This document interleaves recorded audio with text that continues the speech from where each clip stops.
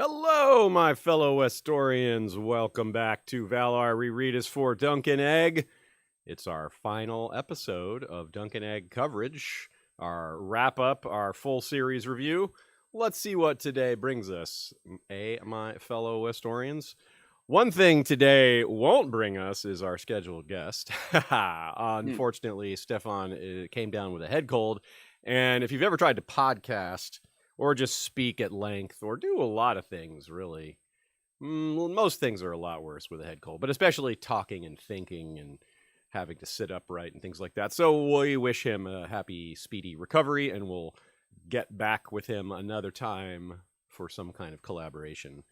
In fact, I did an episode over on his show discussing things like the great next few months of sci-fi fantasy television that is the end of 2021. And, well, it's very exciting, all the great stuff that's coming. So Stefan and I had a chat about all that, what it means for the industry, and just all the fun stuff that we wanted to say about that. So that's over on Boiled Leather Audio Hour.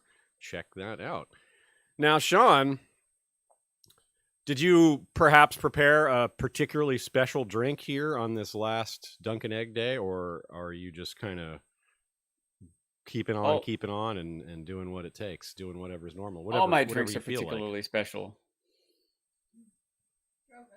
Oh, is your mic there? Aziz must not be able to hear you. Because Sean has been talking. Oh. And you cannot hear him? I can now. Oh. Okay. I said that all my drinks are particularly special. That's true.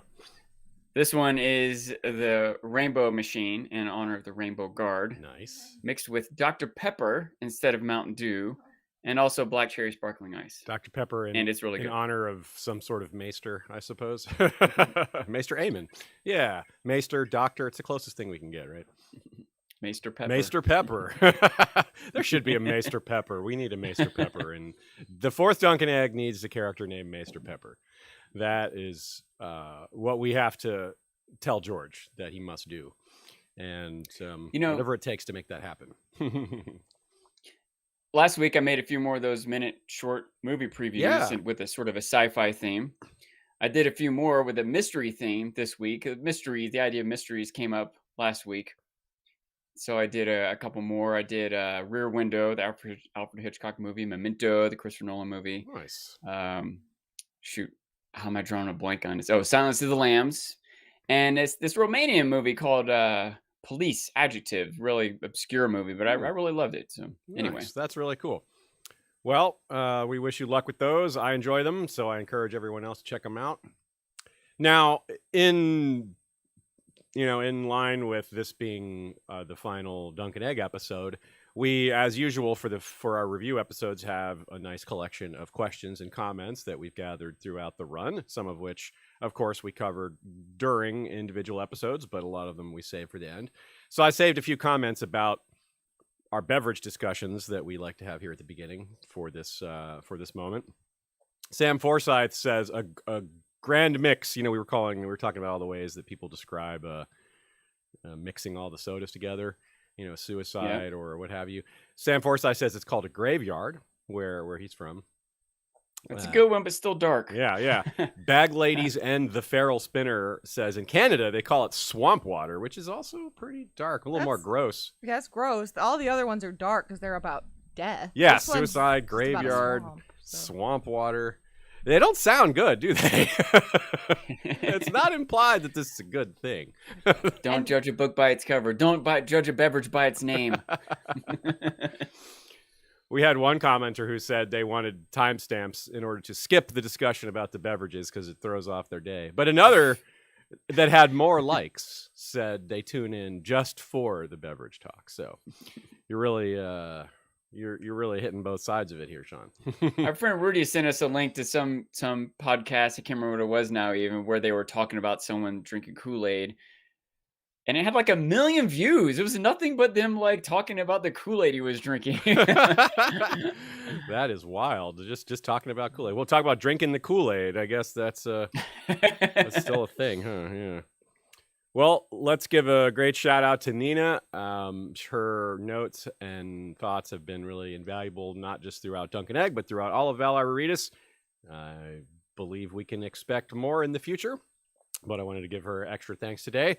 And to shout out her blog, Good Queen Alley with 1l.tumblr.com. Currently, most recent article is on what does Bloodraven think of Dunk, sort of reversing things and getting a longer look at the way that all developed, what a man like him would think of a man like Dunk and all that. So it's a good exploration, and I encourage you to check it out.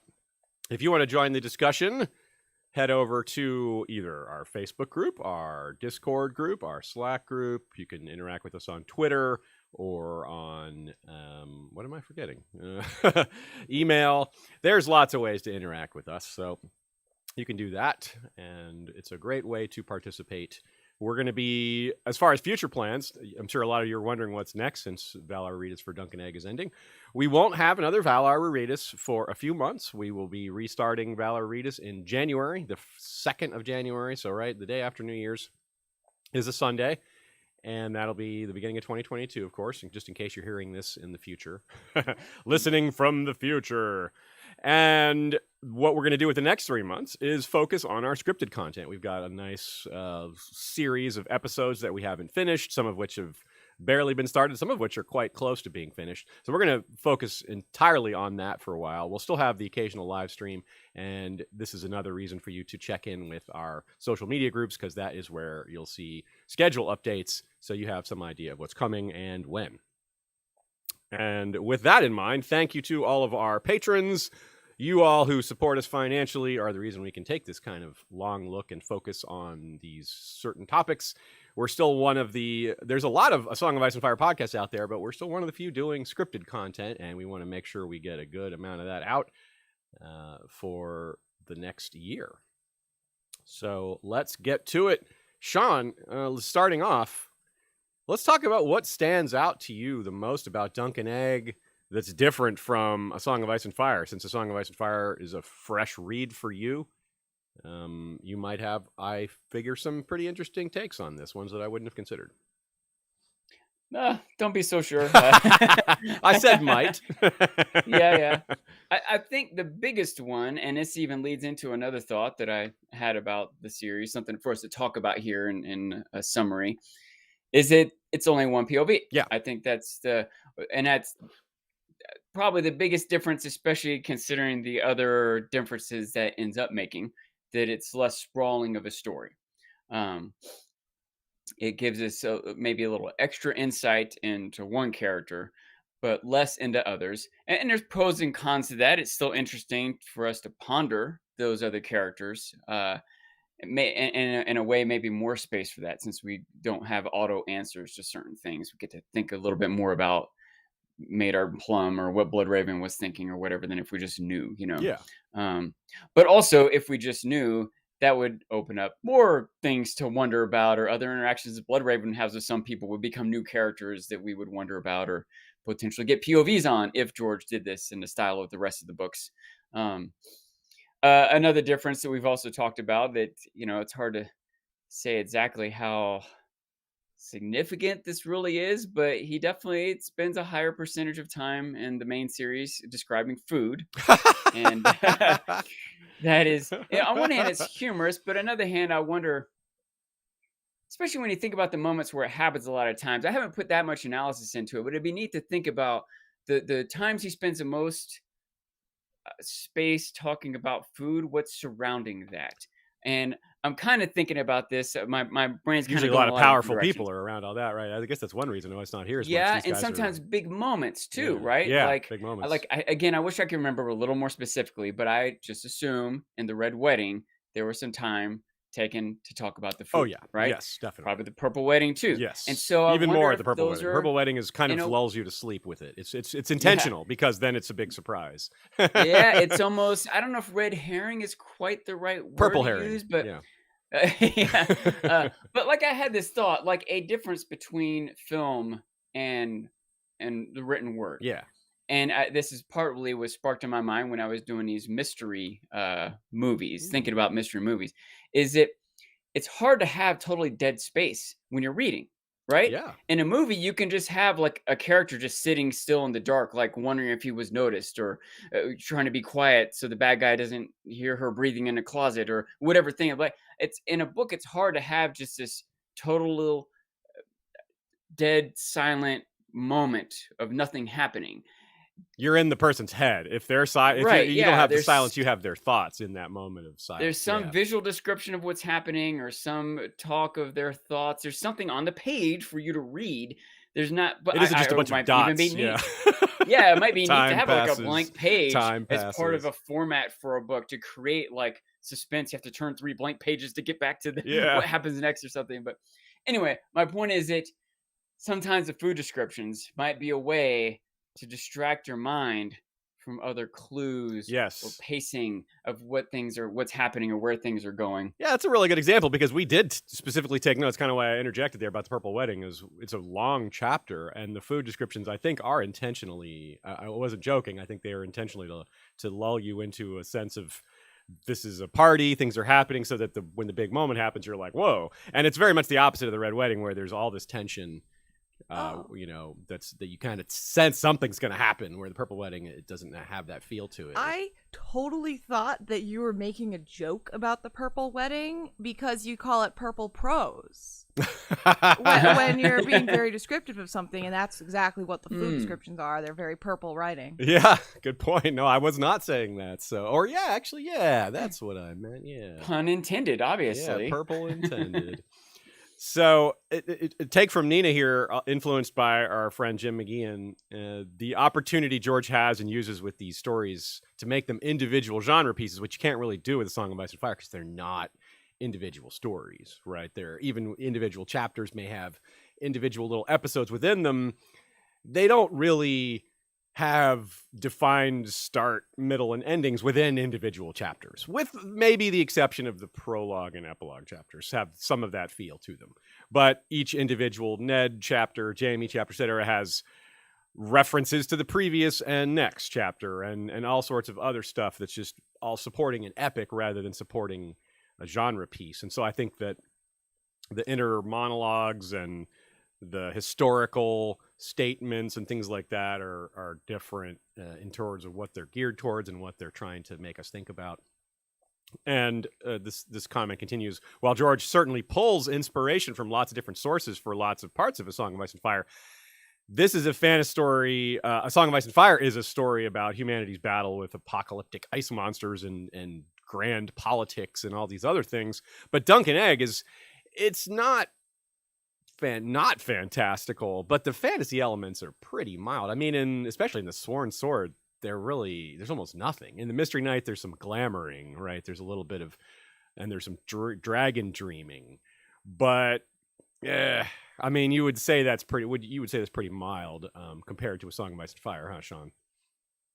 Yes, although in general, A Song of Ice and Fire, I would say is relatively fantasy light. I don't know if that's the right word. I guess it grows more and more the longer we get into it. But yeah, I wanted to say that, but then I realized that it starts off with the White Walkers. Yeah, then it kind of rolls that back for a while. But then it's very, very little for a long time, which I super appreciate because the more fantastic stuff there is, I think you have a combination of a more difficult time to relating to characters like regular people.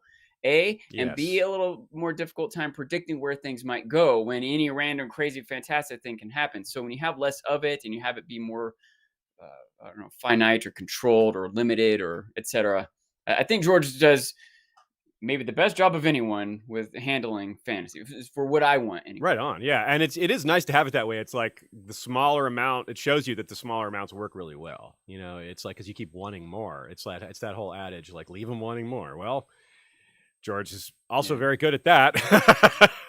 That's another thing that my mind, I can't help but think of like the implications in the world if there were this or that magic thing.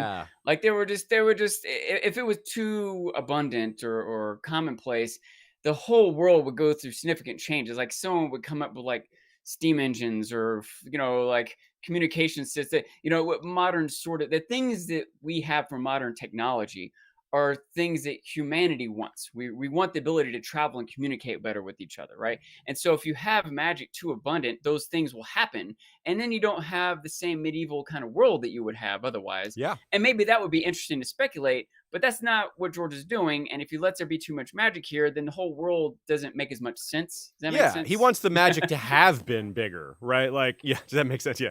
Like or to have potential. But... yeah, or maybe some of that could come back. Like that's an interesting thing to have hanging over the whole thing.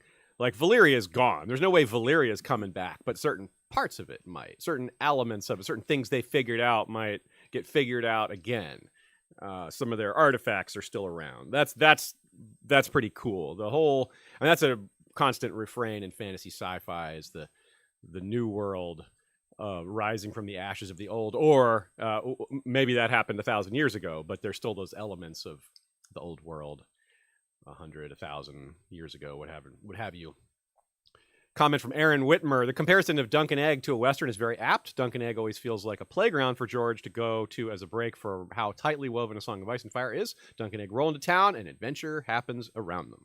Yeah, that's a good way to put it. Yeah, I think we focused on the Sworn Sword as the main carrier of that Western theme, but you could even apply it a little bit to some of the others. Yeah, that's a good comment. I think that's a nice way to help round out what we're talking about here. Sean, you had a good question, interesting idea to consider here. Yes, and again, it kind of ties to the difference in the main series with this little novellas. What POVs do we wish we had? Like, even when we have a dozen or more POVs, we still wish for more, right? But what about when there's only one in the first place? And I think Egg is like one we would love to have, right? Sure. But there would be a lot of crossover of information that we're already getting anyway. So it might be interesting. Probably the next most obvious would be Bloodraven. Sure, right. Sure. He's the one. I think how much we would get from the whole world. Yeah, he kind of breaks George's POV rule there. Yeah. But we would still like it. But yeah, we're not going to get that. But what are some other characters in this series? Yeah, that would be interesting. And I'm kind of curious to share who you might pick also. Or viewers in the chat. Tansel would be interesting. Oh, because think about, when Dunk's taken away, Tansel has to get out of Dodge. There's someone right there that there's not crossover. That's interesting. Yeah. And again, if he was fleshing out this huge story like he does in A Song of Ice and Fire, we would still get every few chapters would be her down in Dorne. And she might be at some other tournament, might overhear some other night if she's performing for some event. She might get insights to other happenings in the Dornish world that might relate to what's going on in the main series. Nina makes note that it's one of the great things about Dunk and Egg too that is relevant for this POV discussion is that we don't get a lot of insight as to what life is like in Westeros for people who aren't highborn. And that's one thing that's nice about keeping it with Dunk, which would work for Tansel as well, is keeping that perspective. Now, if we had an Egg POV, maybe it could just be like a few paragraphs or something. It doesn't have to be a whole chapter. George could, break his patterns a bit if he wanted to. But that's a good thing that it's important to realize the lens of Dunk and Egg is not just through Dunk, but it's through a person of his standing in society. Think how cool it would be, though, if George got us all and the next book was entirely from Egg's perspective. Whoa. And not Dunk's at all. That would be interesting. Yeah, I mean, maybe if... That would be actually very interesting, and there is nothing that tells us that can't happen, that it has to be Dunk out of Dunk and Egg. He never said they'll all be from Dunk's point of view. He's never said anything like that, as far as I know. You mentioned Maekar here, Sean. Yeah, I mean, Maekar could be... possibly. I know you actually noted him for potentially different context, but also he could be, He would be, another great POV that we get a lot of insight from. But not too much insight, in terms of what is he saying about Bloodraven, right? About him maybe being too far. I think Maekar would have insight, but still not know everything. Yeah, it's like Stannis. We compare Maekar to Stannis. We couldn't have a Stannis POV because he knows too many things that would be awkward for the POV, for his inner thoughts to conceal. But Maekar doesn't have, memories of Melisandre and seeing a shadow baby get made, things like that. So you could be in his head. I don't know if it would be interesting. He's such a hard ass, but it would be interesting. George would make it interesting, but another way to maybe make it interesting especially following up with something we spent a little time talking about before. What if we got a POV of Maekar's squire? Okay, yeah, whoever that is. Yeah, sure, Yeah. yeah. Or one of his squires. He's probably got more than one. Because it would be nice to see what Dunk looks like from other people's eyes. That's the big value, even if it's only for that, right? Just to see how he comes off. Like, man, that dude is so big. Another one that would be good would be Daemon. Like, imagine if we got his story from before he even came over to Westeros, back when they were priming him to leave Essos or whatever. Imagine the interactions and insights and whatnot we might have gotten from that. Well, one way we might get that, but not from Daemon himself, is if we go overseas. If Dunk and Egg happens to go overseas, for example, there's one of the topics we're going to discuss today is the future of Dunk and Egg, and that involves playing around a little bit with the planned titles and what that says to us. One of them is called the Sellsword, and our favorite guess for that is that it'll involve Bittersteel. And hey, we might get Bittersteel's take or information on why he didn't support this rebellion. And that might give us insight into what Daemon was like younger, Daemon II was like as a younger man, just some things from that side. Even if it's not going back in time to see things from Daemon's point of view, we still might get more about what happened before this story through another source. And speaking of Blackfyre then versus now, this is one of the great thematic comparisons and parallels we can make between Dunk and Egg and the main series is Blackfyre's and parallels to the Young Griff plot. For example, Butterwell's declarations against Daemon the Younger with Aegon and Daenerys in the current story, right? Butterwell emphasizes that Daemon does not bear the sword, uses that as a reason to doubt his support, right? If he were his father's son, Bittersteel would have armed him with Blackfyre, is the line. Our Aegon, meaning Aegon who could be Aegon the Sixth, Young Griff, probably does have Blackfyre. We've discussed that at length in Valar Rereadis Main, and we expect Arianne will probably declare Dorne for him, and then he'll have the Golden Company. So this is a lot of the same goal. They're going to try to make him look like a winner. It's on a larger scale, but they're going to surround him with the trappings of Blackfyre heritage.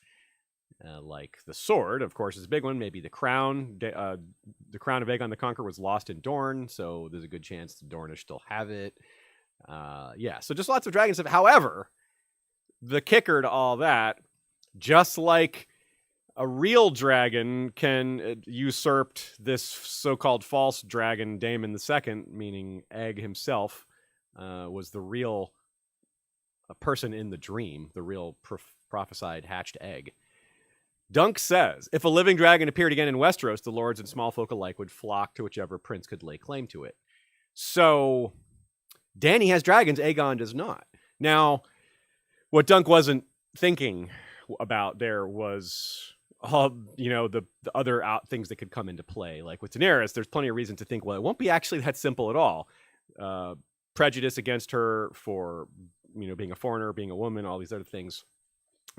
Dunk wasn't considering that possibility. He thinks prince here. So that's sort of a way of dodging the issue from the perspective that we're about to be reading it in regards to. So I think that's super interesting. Any thoughts on that, Sean? Not particular, other than that was my immediately thought when you said, would flock to whichever prince. I was like, or princess. Yeah, or princess, yeah. Which really makes us think about the, the translation thing, right? The prince or princess, the princess that was promised and all that. It's kind of a nice little nod to that. And that's another thing that's interesting to think about, too, is that,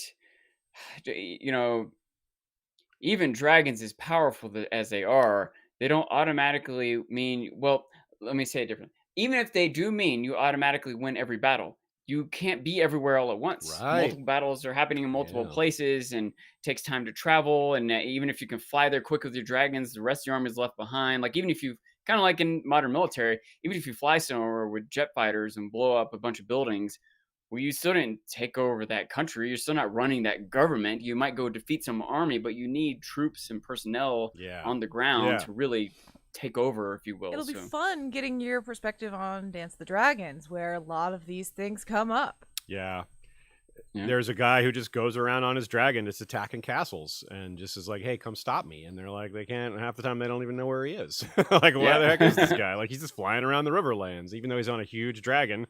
I mean, the Riverlands is miles and miles and miles and miles. So yeah, it's very true. And then the Ironborn, similar thing. They attack and then get away before anyone can even launch a counter offensive, and they're gone, before you can even mount a defense. So yeah, the thing is, they know where their home base is. That's true. They should be able to go get those guys. Yeah. They eventually do, but it does take a little while. Yeah. So that's really interesting. Let's sticking with this. Let's run down the Aegon the Fifth, Aegon the Sixth thing here. We've talked about it off and on throughout this whole series, a bit in Valar Rereadis Main as well. So just a nice rundown of all the things they have in common. Aegon the Fifth and Aegon the Sixth both wear straw hats. When we meet young Griff, he's wearing a straw hat. Shaved head versus dyed hair. Remember, Maekar says, always dye your hair or shave it. And, well, one does one does the other. They both have specifically dark purple eyes. Not just purple eyes, but dark purple eyes. Both raised far from court. Consider Varys's line to the dying Kevin about he's fished, he's felt fear, he's, slept in the cold. Well, all those things, Egg as well. All that stuff too. Now, here's where it's a little sad.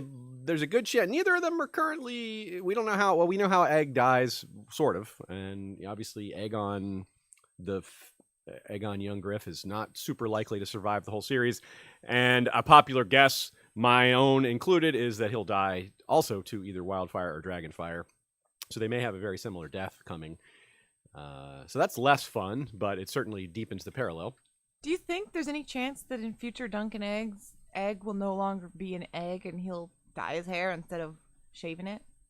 Yeah, I mean, eventually he's got to, but obviously, certainly you're thinking before he's king. Yeah, that's what I'm saying. That's why I said dye his hair. Oh yeah. Oh, dye it instead. Like, for example, when he's down in the Riverlands near Betha and they meet, is it gonna be bald Egg or is he, maybe gonna have some hair? Can you call him Egg if he's got hair? I don't know.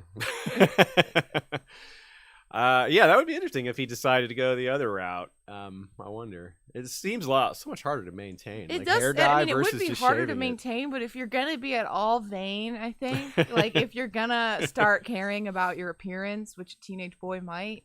Yeah. He might start taking a bath once a month. Whoa, boy, that's fancy. That's way too fancy. And I know I've pointed this out before, but of course we have Dunk and Duck, and they both join the Kingsguard. Of course, and well, we'll see what happens with Duck, but he may also die the same way Aegon the Fifth dies, or Aegon the Sixth dies, just like Dunk dies at Summerhall with Egg. So, Coy Vanazi says if they go to Essos, that's when Egg could dye his hair. Oh yeah, that's when it would make sense for him to have dyed hair. Yes, because people would know he's got a shaved head. It would be a way to go re-incognito. Yeah. Because the bald head thing is going to be known eventually. Like, oh, that's the bald head. That's the Egg. Like, the word's going to get out. Bald-headed Targaryen boy. Yeah. You're right. It was with the 7-foot-tall Dunk. Yeah, totally. That's a great point. Yeah, y'all are right. It would get out. People would start to know, especially people who are important. The people they would want to hide from the most. Even regular folk would be like, oh yeah, that's Duncan Egg over there. Also, just as far as Raleigh Duckfield coming up with his name on the fly, right? He was like looked up and there were ducks. So yeah, that is a pun, name on the fly. But also Dunk. They're like, what's your name? And he's like, Duncan the Tall. He almost said of Pennytree, but it's kind of the same thing where it's just like, gotta come up with my name. So of course that's not Egg and Aegon anymore. We're comparing Duck to Dunk, but hey, corollary parallels. Yeah, they're all so connected to each other. So yeah, corollary parallel. That's a good term, Sean. But one difference though is that Raleigh Duckfield is like so open, right? There was that line where Tyrion's like, some of these people are more than they seem. Duck is rather less, Dunk is more than he seems. He's more in that category because he hides stuff about his heritage. He hides the knighthood mystery and, things like that. So we don't even know how old he is. But both of these guys committed a great crime, and that's part of where I put them where they are. Duck beat up Caswell. Again, we have a Caswell lord. And had to flee because they would have executed him for that. And Dunk also committed a great crime, beating up Arion. But he didn't, run away and got out of it through, well, we know how he got out of it. We did several episodes on that. Dunk may have committed some other crimes too. Maybe not necessarily great, and maybe at young enough an age it's hard to hold him accountable for. But the statute of limitations is passed. Yeah. Like, can you imagine in modern times if someone ran into a restaurant and threw a decapitated head into the food, right, in the kitchen? Do you think they might be arrested? Do you think? Not if they were a teenager. They go to juvie for that, though. Yeah, like first they'd be like, "Son, where'd you get the head?" Oh, okay, you didn't cut it off of someone who was alive. Okay, it is just juvenile hall then, because otherwise we thought we were dealing with some sort of psycho. I stole it from the mortuary. Yeah. Okay, that's one more crime. All right. So, continuing on the idea, or building on the idea of what Dunk would look like through someone else's eyes. What would dreams of Dunk look like? I want to think about this comparison to Tyrion, where Maekar looks at Tyrion, and we have this great quote. Do you have it pulled up, Sean, here? Yeah. Dragons old and young, true and false, bright and dark.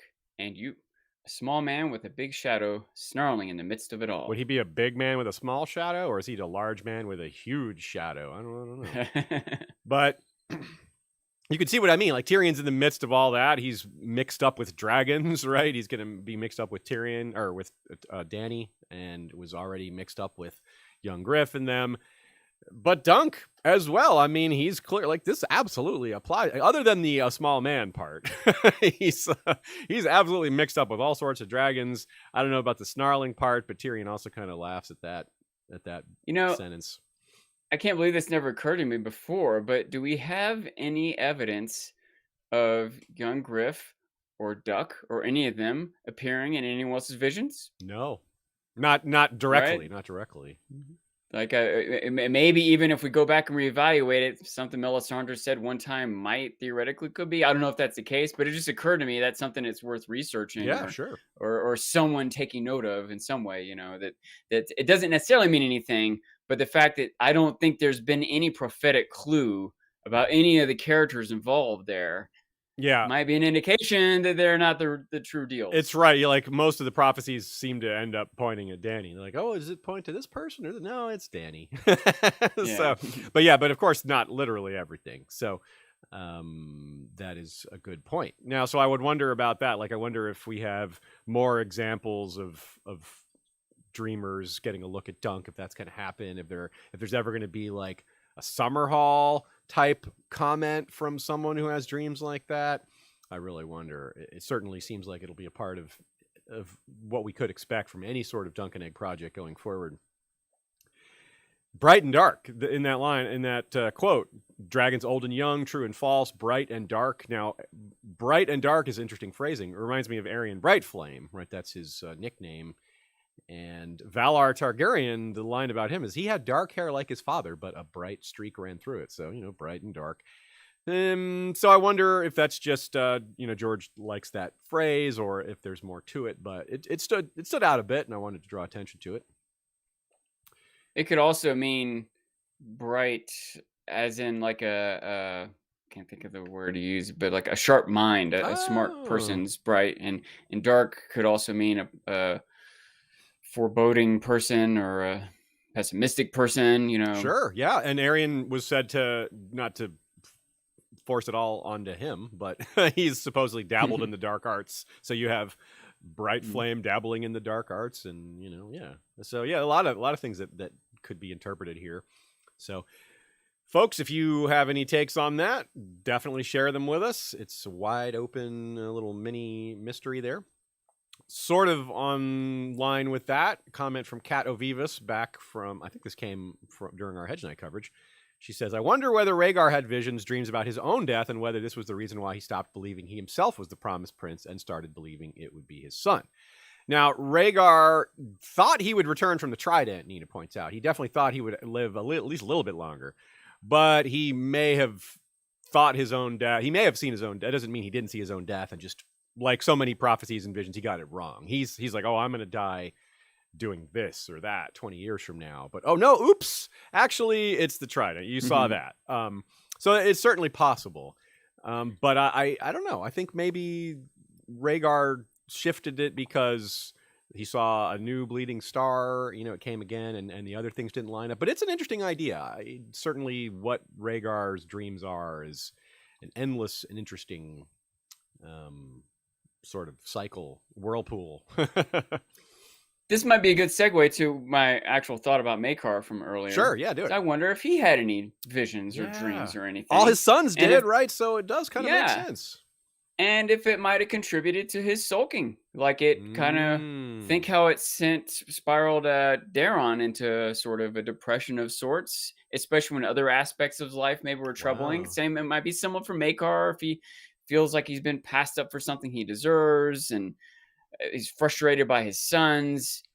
And also he had this weird dream where he saw himself dying. Yeah, it'd be interesting because he's a proud man. He wouldn't let on about that. He would react to it differently than his son, the alcoholic, who... Or if he saw his sons dying, or I don't know. He could be more rigid about it, like Stannis, just bend before he, or break before he bends kind of deal, where he just like internalizes it and is just really rigid about it. And he might have very tumultuous internal thoughts to belie his harsh exterior.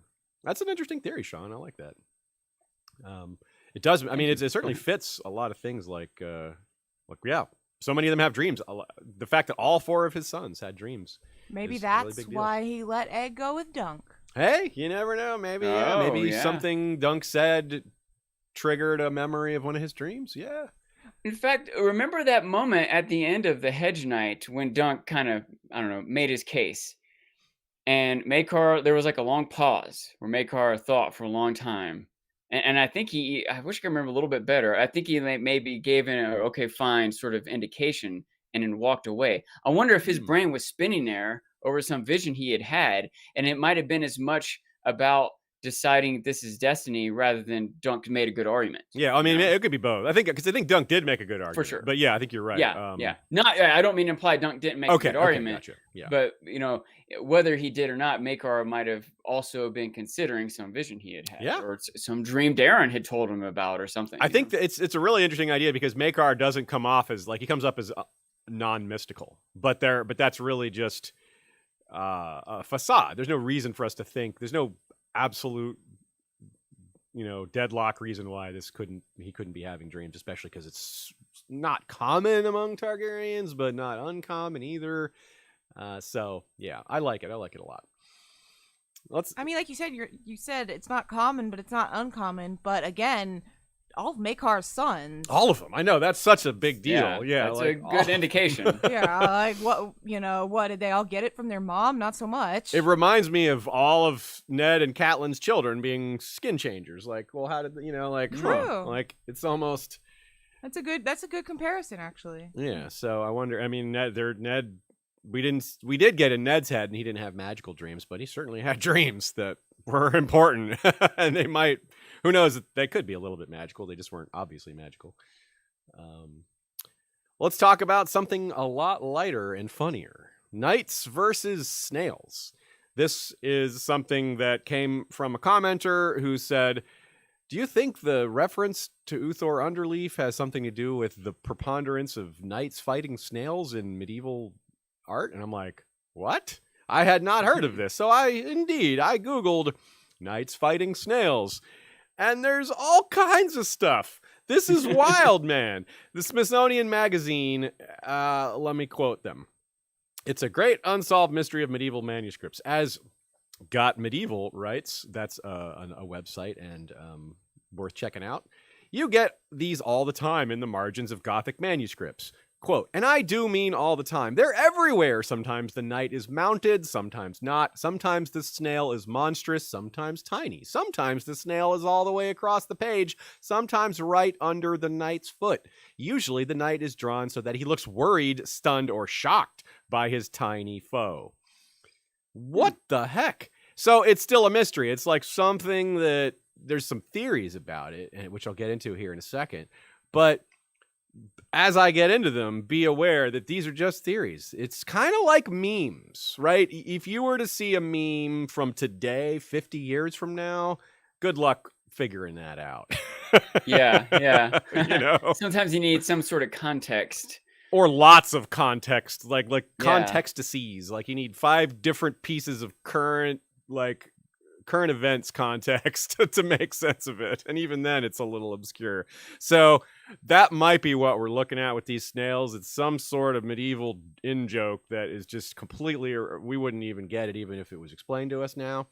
But no one's going to explain it to us now. We have no idea. Like I said, I'll get I into wish some I guesses could in a second here. remember what the source was, but when I was young and into fantasy and knights and dragons and stuff, I remember reading about the idea that knights or dragons represented, often in European history at least, not so much some super monster beast, but like some internal strife the knight had. So something the knight had to deal with before he could move on with his life, before he could, when the princess might be like marry the girl in his local town, but just this idea there's something you have to deal with, something you have to overcome or defeat, that maybe it's a bully, maybe it's a fear, maybe it's a financial debt or an expectation of your father, but something you have to confront.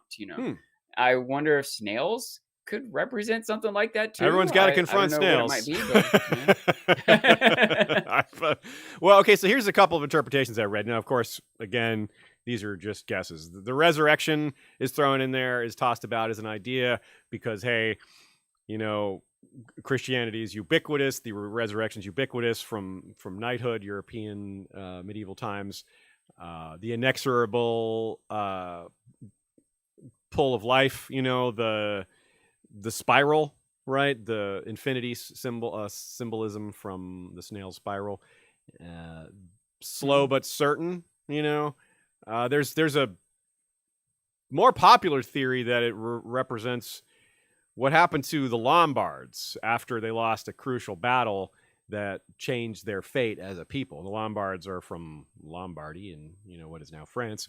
And that's, they were, after this battle, they were stripped of their military power, but they still had political power. So what that meant was they were a target. Like there were a lot of wealthy Lombards, but they were by law less able to defend themselves. So they became sort of targets. And they also became known as sort of similar to how, but in a much smaller scale, to how Jewish people were forced out of a lot of trade and into money lending was one of the few that was allowed. They were treated as shady because of their wealth, and that led to persecution and things like that. And so the notion is you've lost a lot of your power, but you still have wealth.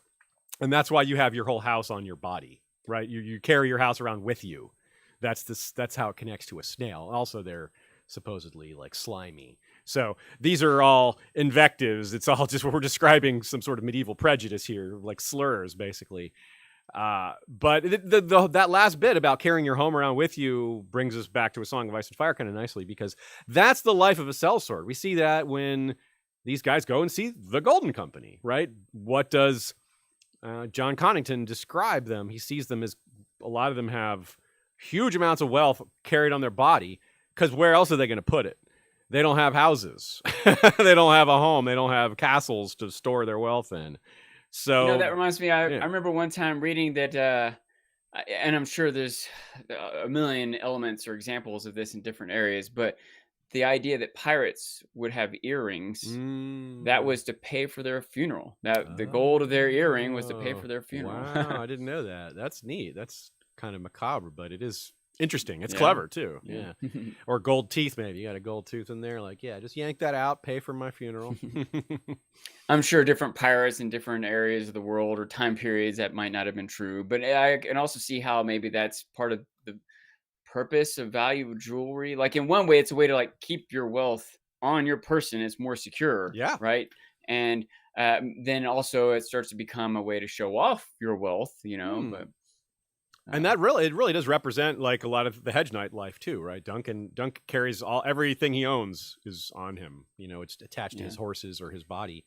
And even a wealthier guy like the snail, Uthor Underleaf, that dude doesn't have a castle. He even mentions like, yeah, I don't want a castle. It's expensive. And you know, all that tied down to it. People can find you. Yeah. So he's got a lot of money, as we saw, but he doesn't have a house. He still carries his house around with him like a snail.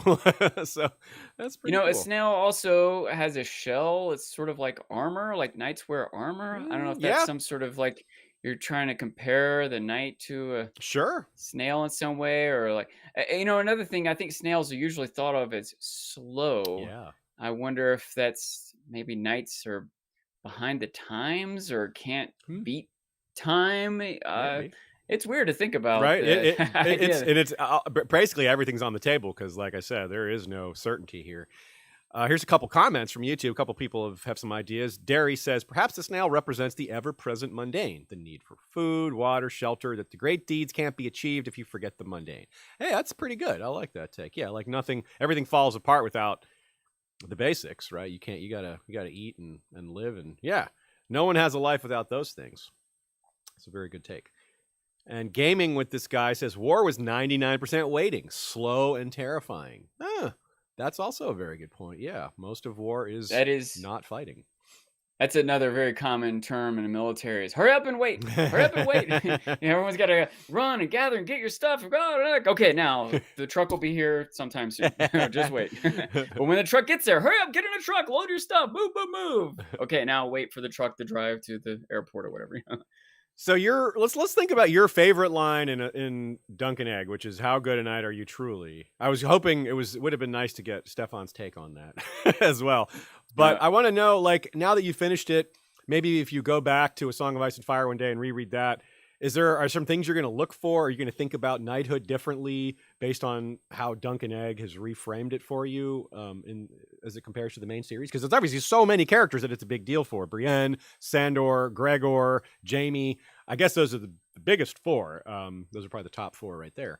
But also characters like Bran was obsessed with it when he was a kid. Barristan the Bold, obviously. So, yeah. What do you think, Sean? I probably will look at it a little differently, but I really think just from watching the show, that was already in my brain. I was already looking for that when I went to Dunk and Egg, when I went to read the books. It was already a theme that I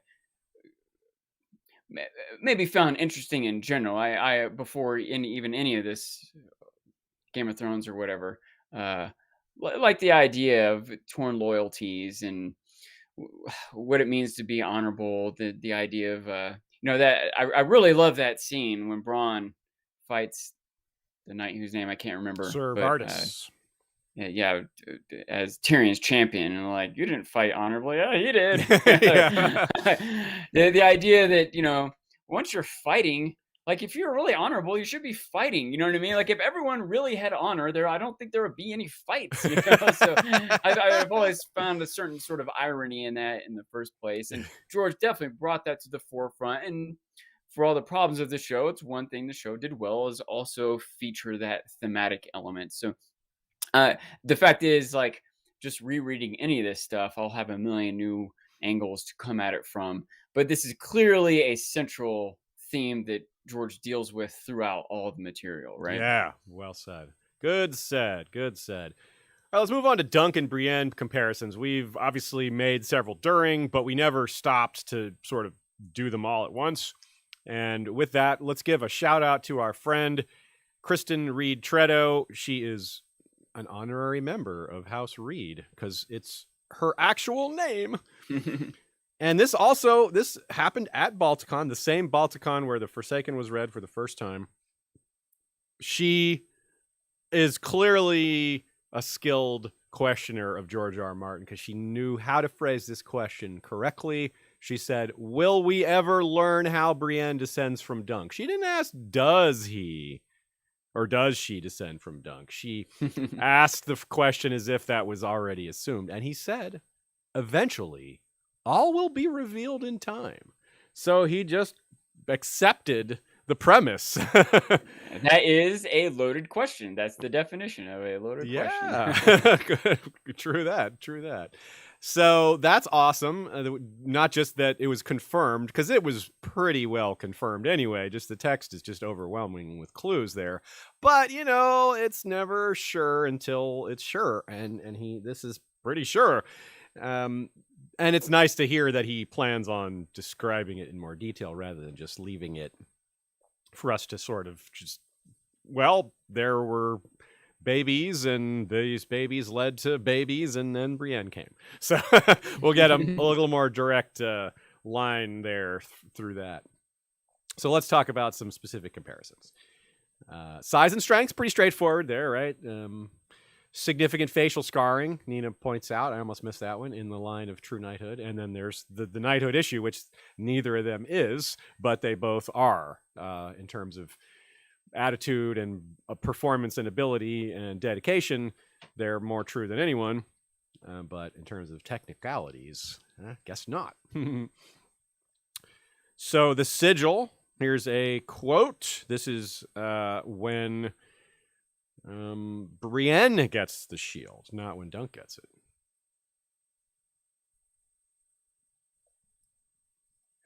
You did beautifully, she said, when the woman showed her the freshly painted shield. It was more a picture than a proper coat of arms, and the sight of it took her back through the long years to the cool dark of her father's armory. She remembered how she'd run her fingertips across the cracked, faded paint, over the green leaves of the tree, and along the path of the falling star. Now, Roanne also runs her finger along the falling star, along that sigil. So, just a little parallel there. Pretty fun. George, that's a sneaky one. Easy to miss that one. They both have bath scenes, Dunk and Brienne. For the number of parallels and multiples. Right? Brienne has at least two bath scenes, because she has the one with Jaime and then with the Ares confession and all that at Harrenhal. But she also has one at, I think, Maidenpool or Duskendale. I forget which. And then, Dunk has the ones, of course, as well. And another bath, sir? Yeah. So that's one. And the reason that's interesting is it's not like any other character. Like Ned. Does Ned ever have a bath scene? No. Does Catelyn? I don't think so. Does Dany? Dany does, actually. But even that's not really a scene. It's just like she gets out of the bath and then stuff happens, Dunk must be descended from Dany. Yep, that's right. From time-traveling fetus comes again. Now, there's a ton of thematic parallels. Obviously, the knighthood thing is maybe both a theme and like a specific thing you can point to. The no chance, no choice themes. There's a couple examples for both of them, whether it's Brienne's literally thinking no chance, no choice, which kind of is the seminal example because that's when that phrase is actually uttered. But there's also her challenging the gate guards over the issue of the eggs. And then there's Dunk's examples of, Tanzel and standing up to Gorman Peak and Daemon, justice for Glendon Ball, all that. Wow, I put bath scenes in the notes twice. I must have really wanted to talk about that. Battle scene parallel moments. We went over those in detail, so I don't need to repeat them all. But there was a lot of them. The visor flick, the eyeballs, the Morning Star, Dunk being unarmed, wrestling, tackling, all these things. One thing I didn't notice until I was, these kind of a new notice, was that both of them were sort of picked by their squires instead of the usual. The squire is picked by the knight. Right? Oh yeah. Isn't that kind of cool? That's really good. Yeah. like Podrick was just following. It was like, no, I'm your squire following. Like, I'm following you and you're going to accept me. And Egg was even more aggressive about it because of his, he's more eloquent and even more highborn. He can be like, nah, I'm used to getting what I want. Any comments on that, Sean, or to move on to the next item? Just the comment that it's still worth thinking about this more. Yeah. You're deeper into this than I am for longer, and both of us have been making a point of reading through this and looking for these parallels, and we just now came up with a new, good, clear one. Yeah. Ashea added one here. We should just start this over next week. Yeah, right. Rereadis.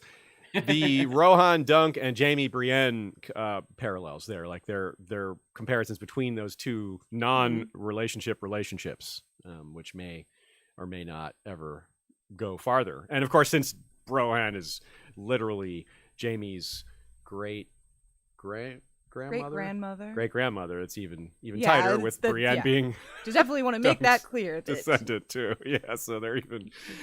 Whereas Brienne is the great-granddaughter. That's presumably the difference. Probably not granddaughter. Yeah, we're not sure exactly whether there's a great in there or two greats or grand. Yeah, I would assume one great, but yeah, me too. But we're not sure. So the phrase "thick as a castle wall." Let's have a minute on that one. George very nicely spaces it out. He kicks it off with 7 instances in the Hedge Knight, then 6 in the Sworn Sword, and 6 in the Mystery Knight. Nicely balanced, George. Let's read a few of the ones from A Song of Ice and Fire.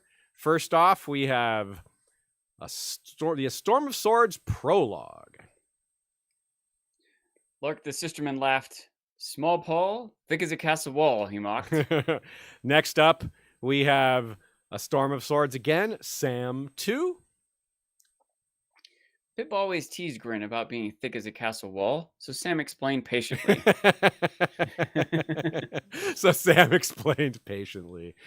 But then, if you recall how that scene goes, Gren then explains patiently to Sam how he's wrong, and I think most readers find themselves agreeing with Gren. So, way to go, Gren. He's like, yeah, but,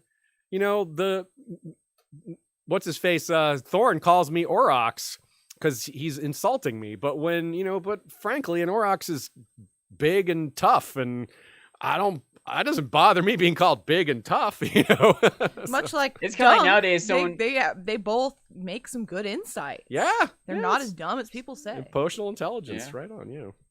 It would be kind of like someone today calling someone a nerd. You nerd, like, oh, cool, thanks. I'm probably gonna make some money. Now, sticking with the Storm of Swords, we have Jaime 5. This is said to Brienne. Are you thick as a castle wall? That was an apology. I'm tired of fighting with you. Let's say we make a truce. Then we have A Feast for Crows, Brienne 4. The forest floor was a bed of fallen needles, as thick as a castle wall, littered with pine cones. So that's, of course, when she's in Crackclaw Point with Nimble Dick. So there you go. Those are clues to who else is related to Duncan. Of course, Brienne's in there. We knew that one. But Small Paul and Gren are absolutely potential options for related to Dunk via blood, via ancestry. Given that they're both very large men, especially Small Paul. Small Paul's the one who carries Sam, like picks him up and carries him for a while. Like, whoa. Dang. So, yeah, that's strong. Gren, as well, as we just described, Auroch. So he's obviously a big, strong man, too. Right on. Nina offers us a very fun theory / framework for understanding how Dunk can relate to Brienne. So this is, of course, a theory, but it's my favorite theory, at least maybe with a few small alterations. But basically, long and short of it, this is my pick for closest to the truth. If we have to guess, we don't have to guess, but we like to guess. So she thinks great-granddaughter of Dunk and Egg's sister Daella. Now, Brienne's father Excuse me, you gotta say it, Daella. Daella, sorry. Like Chloe says Daella. Like Chloe, Daella. Yeah. Daella. And that Brienne's father, Selwyn, was the son of Daella and Dunk's son. So her theory is that Egg was originally betrothed to Daella, but broke off that betrothal to marry Betha in secret. We know that Betha and Egg married for love, so that checks out. We also know that Egg said Ray, his other sister, tried to give him a love potion so that he'd marry her instead of Daella, which implies that was the plan, that he was going to marry Daella because, hey, they're similar age. That's what the Targaryens do, blah, blah, blah. That fits extremely well. It might be, in fact, what that implication means, that it was in fact, planned or just expected.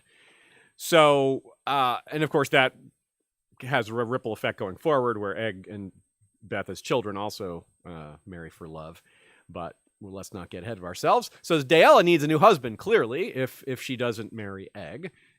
So the theory is Maekar could marry her to the Lord of Tarth. We just had would have just had the third Blackfyre rebellion at that time. So having a stronger connection to these island castles, the ones that would be crucial in shoring up defense against another invasion from the east, as well as making sure they're on your side. Because the worst thing would be if they're like, imagine if Tarth is like, yeah, we'll rise for the Blackfyres and give them a place to land. Ooh, that's bad. That's real bad. Give them a base of operations right off the coast. That's real bad. So you got to keep them happy. That makes pretty straightforward sense, doesn't it? Yes. So then going forward with the idea, then Dunk goes there, perhaps part of maybe because he's a sworn shield, or maybe there's just some reason why they go there, and then they hook up. For whatever reason, they're attracted to each other. Well, we don't have to imagine that too much. That's pretty straightforward. And I need to suggest thinking of Aerys and Princess Arianne as maybe a example for that, except probably Dunk wouldn't be so inexperienced or weird about the whole thing, but still, rather than that, they would be a child. That they all would have a child from this union, and then they would accept the child or adopt it or legitimize the child, and maybe the child, and then the child ends up inheriting because there's no other kids to inherit. And then there you go. Then Brienne descends from that union, and the shield gets left behind. Isn't it a little weird to imagine Dunk hooking up with Egg's sister? Picture the interactions, like the kind of jokes Egg would make. A little bit. Yeah. I don't know. He would feel that would be George would have to do some interesting writing there. Like he would have real mixed feelings, but he would be like, yeah, but she's so hot. Yeah, it's a good point to emphasize that even though Dayla was in Egg's age range, so is Dunk. Yeah. They're not far apart in age. They're like 5 years apart in age. So. Yeah. If you add 10 to both of them, it's more appropriate. Yeah. Oh. Apparently, there's an audio issue, and yeah, Rita for a second, it said just got back. quiet to me, but okay. I don't. Yeah, I hope I don't know what they heard. Okay, well, let's move on. So Hodor would be an example of another character that is potentially descended from Dunk because of Bran's werewood vision regarding a knight as tall as Hodor kissing a woman standing on her toes, and the time frame really fits that it would be, well, she wouldn't be old Nan, she would just be Nan or Nymeria, maybe, probably not Nymeria, but maybe. And so we said Small Paul and Gren. Now the Cleganes. I'm not against the Cleganes being descendants of Duncan the Tall, but their connection is more thematic than logistical, or there's no clues that they're descendants other than their giantness. But obviously the knighthood stuff is rich for comparisons, but that by itself, to me, that doesn't imply a blood connection, but it certainly isn't ruled out. How do you feel about that one, Sean? About that potential? I think it's too much to just think that every big person's related to each other. Yeah, you know what I mean? It does start to like who else is. Yeah. Some of them with certain clues. Yeah, sure, but you can't just think that everyone is. So. Yeah. I think Hodor and Brienne. You don't think Gren or Small Paul? They're more possible to me okay. than Sandor. I mean, I guess wouldn't just be Sandor, it'd be Sandor and Gregor. But I don't think it would be them. And like Sean says, I don't think everyone is. Like, Dunk will have maybe hooked up with a good amount of people, but... Yeah, how promiscuous was this guy? Yeah. But no, I tend to agree. I tend to draw the line at... I am for Small Paul and Gren, personally. But, of course, I can't sit here with extreme confidence. And, of course... I also wonder how much people can have descended not from Dunk through Nan or through someone else, but through Dunk's kid with Daella. Like, the things could have split off from just one line. Like, Dunk could have had one child, but multiple of these people could have been descended from that one line. Yeah. It could go the other direction also. Dunk's father could have had a kid with someone else, who then had a kid with someone else who was in Gren's grandfather. Yeah, that could be how we get Gren and Small Paul. The Nan one probably had to happen, though. That would probably have to be direct. Yeah. For Hodor and Nan, for sure. I that's why I feel so much more confident about the idea of it being Hodor. Yeah, me too. Yeah, there's multiple examples for that one. But like you say, Gregor, Sandor is mostly just they're big, and the thematic connections, both having the burned face or injured face, the knighthood stuff. But yeah, I don't know that's enough. Okay, let's talk about shields again. just for a minute. I looked up a few things. In addition to what we learned, spruce and fir, as well as pine and oak, get used a lot. Mahogany, I wonder about mahogany and cherry, and the reason for mahogany and cherry to be wondered. These are more like decorative woods. But really, the reason they're in here is because I made up another rhyme, and so did Archmaester Rennie, and those are the two woods we used. But also, the way it is with shields is most shields are just made from the woods that people could find or around, like the best wood that was available. Like you may have 4 or 5 types of wood available, the one that's the lightest and toughest out of those 5. But another thing to keep in mind is Dunk is huge. Yeah, of course you talk about it all the time, but that's why he uses an oak shield. Most people don't use those big heckin' shields because they can't handle it. Dunk's experience with shields is not exactly typical. So here's a rhyme for fur. My protection's made of fur. Hamilton needed one versus Burr. Archmaester Rennie says, nothing keeps foes off of me as well as my mahogany. The 80s hair metal band Warrant entered one. It's my cherry shield. Stops all the weapons like a wood force field. Tyrion uses one of ironwood in the Battle of the Green Fork, and he's mounted. So, like, when you're mounted, you can rest it when you're, like in between, running into somebody or whatever you're doing. But it was a really beefy one. It had studded and heavy, and he was like, "Oh, this is heavy." You mentioned Bronn and Ser Vardis earlier, Sean, and that's pretty relevant here. Bronn was offered a shield, and he's like, "Nah." He didn't use one in that fight at all. And Ser Vardis had a monstrous shield, heavy oak with iron studs. And if you recall as well, that's the one blow he landed. Vardis was mostly just missing and missing and missing, but he got Bronn in the face with a shield strike that broke a tooth and almost knocked him off his feet. It was like the one time he actually got in a solid blow there. So, yep. You can imagine a shield would be more valuable in certain scenarios, like in a chaotic battle. Yeah. Where someone might blindside you with some attack, or arrows might be flying by, or if you're jousting, right? But if you're just going to fight someone hand to hand, I can imagine not wanting the shield necessarily. Yeah, and you know what else is interesting about it is we do not know that much about how shields were used. Like, we make a lot of assumptions, like a lot of TV shows and medieval movies or whatever. People just blocking weapons, which of course they're doing something like that. But the way they're used as a weapon, the angles they're used, like that's a mystery. Just like a lot of medieval combat, like how people would use their lances and swords and things like that. A lot of that is still somewhat mysterious because it's not like there's footage, Yeah. We have people draw pictures of it, but there's snails in the margins. So what does that tell us? I mean, yeah, all the footage got lost with the Library of Alexandria. Damn it. We would have had all that. That really hurts. So here's a parallel, sticking with Bronn. Here's a parallel that we could have brought up during the Hedge Knight, but we didn't. It's Bronn fighting Sir Balman Birch. Remember when Balman Birch, Cersei's like trying to sneakily tell Balman to like take out Bronn, and he's just not getting it. He's like, it would be unfortunate if he had a mishap, and Birch is like, a mortal mishap? And she's like, yeah. Like, geez, man, are you? So here's how the exchange goes. He is no true knight, Ser Balman said. No, Cersei smiled all for him. And you are a man who would know true knighthood. I remember watching you joust in which tournament was it where you fought so brilliantly, sir? Yeah, Cersei literally said things like hunting accident. Like, she was thinking of what happened to what she did to Robert, basically. She even mentions a boar after the fact. And it's so funny. Birch challenges Bronn to a joust, and Cersei says, "You're telling me Sir Balman challenged Bronn to single combat?" It's so funny.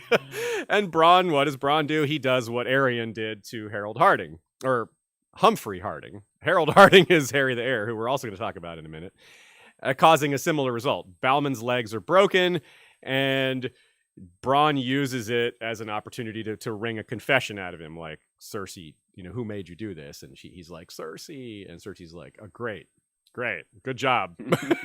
And then Bronn stabs him in the eye, which So Arianne did that to to Humphrey Harding. I cannot stop saying Harold, who also broke a leg, but of course he got up and kept fighting later because he's amazing. But this guy Balman was apparently amazing when he was younger. This guy's much older now. He's like in his 50s or 60s and not the warrior he once was. But Cersei's plan was about as good as Peak and Harold or mostly because Daron and Daemon. She had some decent ideas, but she just handed them off to very poor operatives. Like, hey, I'm gonna give this job to an idiot. She thought that her good ideas would just be enough. Yes, right. Yeah, it'll all work out because it's my good idea. A monkey could follow this plan. No, wrong. And so I wonder about this too. Like, that looks silly now in retrospect. It's like, Braun, you challenged Braun to single combat? That's so dumb. I wonder if like 10 years from now, like 10 years after Dunk's trial, or at some point Dunk becomes famous, right? At some point you look around and Dunk is famous. I don't know exactly when that year is, when Dunk's legend is to the point where almost everyone has heard of him. But people are going to be looking back like, wait a minute. Arianne could have just had you executed, but he chose to fight you instead. You, the Kingsguard knight, the Duncan the Tall, you looked like that back then. You were this big back then, weren't you? Like, yeah. So, yep, I like it. Nice parallels there. Obviously, Arianne doesn't end up with broken legs, but he is forced to withdraw his accusation. Just like Balman is forced to give up his conspirators, and Dunk wants to take out Arianne's eye, like Braun does. So, anyway, and that brings us to another parallel, or at least related topic. Not a parallel, a related topic. The concept of naming your horses, and the way that they talked about that with the peasants, and how that was going to make them sad that they were sending these people to their death. And this concept of attachment versus commodity. Stefan B., Flick commenter, had a really nice roundup of similar conceptions of that. Like knights being ordered to kill cats, right? Consider Ned and Lady, right? Ned killing Lady. Yeah. Or every single Unsullied having to kill a dog at the end of their training. And just how awful that all is. Maybe we shouldn't talk about this. Yeah. But wow, and then Dunk tells Egg not to be superior, not to like look down on people, and how that brings us back to Jon and Aemon, Egg's brother. Aemon telling Jon that, or maybe what's his name, the blacksmith, who's like, look, Jon, you're a bully. He's calling Jon's like, I'm a bully, And when he explains it to him, he's like, yeah, you are a bully. You just beat up those lowborn kids who never had training. You just looked down on them. And it's like, yeah, that's a really good connection. So I just gave you a lot to work with there, Sean. Donald Noy? I'm sorry? What was the name of that blacksmith? Donald? Yeah, Donald Noy, yeah. Donald Noy? Yeah, yes. That's a great character, isn't he? Good father figure. So that's a really interesting theme, I suppose, just throughout the story. Like living beings, classism. Like you can't think of the lowest born people in a society like this are treated worse than animals, right? Like some of these war horses and pets have much better lives from the way they're like available food and shelter, right? In a way, although there's more to life than food and shelter. That's true. That's people true. in jail maybe have food and shelter, but they're not being treated that well. So good point. Yeah, that's true. It does take not to take away from your point. No, you're right. That's a good counter example for sure. It's maybe horses just being stored in stables is pretty miserable. You know what I mean? So yeah. Maybe that's what they like. Who knows? No, I don't know. I wouldn't guess it. They probably want to go out there and run around, but not in the winter though. Stefan B. also asked if we had any additional thoughts on Dorne, having gone through the Mystery Night and considered his Dunk's thoughts on Dorne and his time on Dorne, and whether we think he's going to go back, anything like that.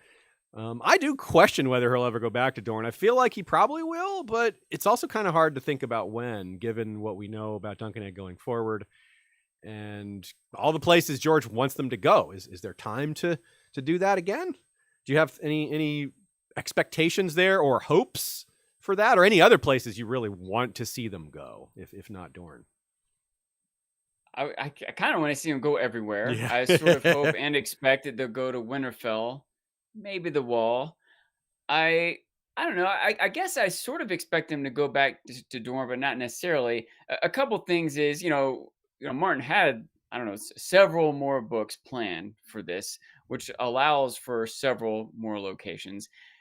But we're probably not going to get all of them. No, And probably not. and so I don't know what are the most likely or what he would think is most important to get into writing. Let me or interrupt what you I just for a would second most here. Want, Just for a second, because something we're going to talk about a little later is the fact that even if George doesn't finish them, the chance is pretty strong that they will still happen without him because of HBO. We'll get into the details of that. yeah. So don't let that distract you from the possibilities, because someone else might do it even if George doesn't. Even he maybe just gives them an outline, or they just like, well, where else can we have them go? So it's maybe wider open than a lot of you all. This isn't just for Sean, but a lot of you out there thinking about this, keep that in mind, that this will continue one way or another, most likely. In fact, it's almost certain he does have an outline, right? He almost certainly has some basic plot points and intentions and locations for different characters and happenings. Definitely, yeah. So maybe not outline, but he has notes or something. He has something, yeah. Yeah, I don't know if outline's the exact right phrase, but Sure. The idea of what an outline is probably exists somewhere. But anyway, so I don't know. I think that the maybe just because they've planted that seed a few times, and also it's kind of a location we're already sort of familiar with. Winterfell is one that I expect and hope for more so than any other. Mhm. But Dorne would definitely be interesting. Yeah, but as much as the locations themselves, I think about like the motivations for going there or what might come from it. And, What about going back to Flea Bottom? Have you thought about that? Dunk would maybe want. well, yeah, is a particularly interesting one because he's almost certainly going to King's Landing. Yeah, you think right? you'd have Like, to. he's Yeah, right. gotta How could go he to not? King's Yeah. Landing. So, and while he's there, you would think he would visit Flea Bottom, but he definitely doesn't. Neither he or Egg don't have some sort of like overhaul that saves the people of Flea Bottom. Like it's still a miserable place generations later. So That's true. Yeah, clearly, whatever. If they did anything, it was undone, or it was worse. Oof. Yeah, maybe Flea Bottom's even worse. Yeah, or was even worse than it is now. This actually looks. This is the bar was raised. It looks bad, but this is actually an improvement. It is neat to think though about the different sort of how George gets to play with genres. Yeah, and so maybe Dorne could be another Western-ish feel.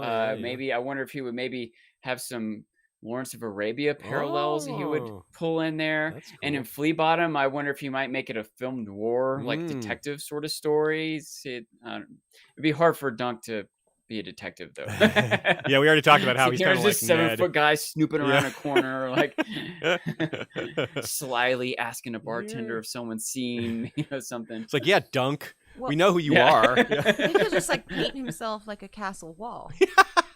Just blend into the wall that way. It's like, I don't see anything. That's just a pillar standing there. Yeah. That's hilarious. Okay, so we're about halfway through. Let me give a shout out and a suggestion. Thanks to all of you all who have stuck with us throughout all of Dunk and Egg. Extra shout out for those of you who are regulars on the live streams. We really appreciate your presence, your thoughts, your takes, and just having people live it's like a party. It feels like y'all are giving us your time and having a good time with it too. So everybody wins. Also, if you are rereading or looking for something to read, something I've been enjoying a lot of lately, off and on, I do this, is do a lot of chores while listening to audiobooks or podcasts. I kind of go in cycles. Last year I was really big into podcasts. This year I've been more into audiobooks. Most of that is re-listening to A Song of Ice and Fire, re-listening to Dunk and Egg, but also re-listening to some of my other favorite series. I recommend checking out Audible. They have one free download for a subscription. You can sign up and not pay anything and get a free audiobook or two. And actually, no, it is two. It is 2 downloads. I haven't done this ad in a while. It's 2 free downloads. You can get The World of Ice and Fire, which we'll be doing in a few months. You can get Dunk and Egg. You can hear Harry Lloyd do Viserys. It's really awesome. Or don't you get one a month also? Yeah, you get one a month with your subscription, which is a pretty good pace. 1 audiobook a month is, obviously you could easily go through more than 1 a month, but I like that pacing. That works for me pretty well. I've been doing a lot of work in our basement, kind of cleaning up and rearranging, and I'm been listening to The Expanse. I've read The Expanse, but I hadn't listened to it. Currently on book 5 in our group reread happening on the Discord, and I'm really enjoying it. Your brain kind of registers differently things that you process visually than you hear. Personally, I think I process better visually, but I think the second time through, hearing it is better than a second look through, But your mileage may vary. Also, even if visual is better, you can't read a book while you vacuum. Yeah, totally true. It might be not as good, but it's still more efficient use of your time. You're absolutely right. You're totally right. So that's the advantage of audio entertainment is you can do other things with it. It can kind of go with you as you're going through your day. You're driving around doing chores. The book stays with you. So go to our website. There's a link there to sign up and start enjoying your favorites that way. Let's talk about the Castle of Snow. We had a request to discuss comparison to this tournament. I just wanted to ask about your shirt. Shirt. Yeah. Good call. Middle episode shirt check. I am wearing a Sanrixian shirt. Shout out to our good friend Sanrixian. And her shop contains lots of excellent shirts like this. This is a House Valarian shirt. All right, this is a House Valarian shirt. Indeed, it has their motto, Masters of Driftmark. Aziz's campaign, his long-running campaign in Crusader Kings 2 as House Valarian has ended. Yes, every Friday I do a game stream of Crusader Kings 2 with using the very, very, very thorough Song of Ice and Fire mod. It turns it into Westeros and Essos. It's extremely well done. And we do those live every Friday. Our Valarian stream is over. Our dynasty has ended. We lasted about 160, 180 years. So, yeah, wearing this shirt kind of as a nod to that. What about you, Sean? What do you got? What shirt are you repping today? This is a mashup. This is where can you see this? This is Christopher Robin solo with Christopher Winnie Robin. the Chewbacca. Nice. I was definitely raised on a good bit of Winnie the Pooh stuff. That's cool.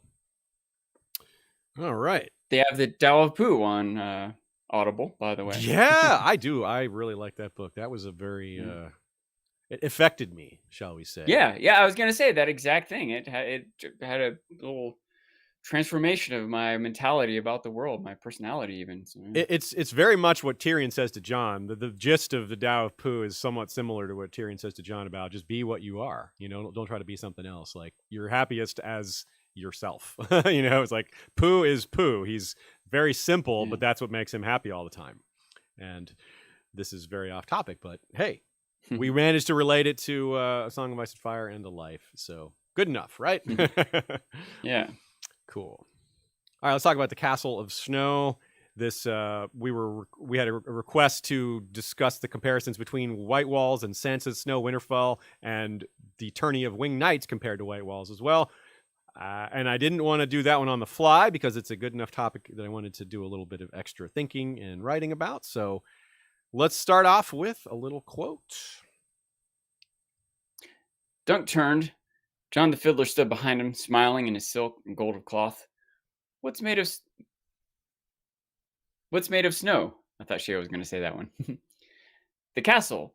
All that white stone in the moonlight. Have you ever been north of the neck, sir, Duncan? I'm told it snows there even in the summer. Have you ever seen the wall?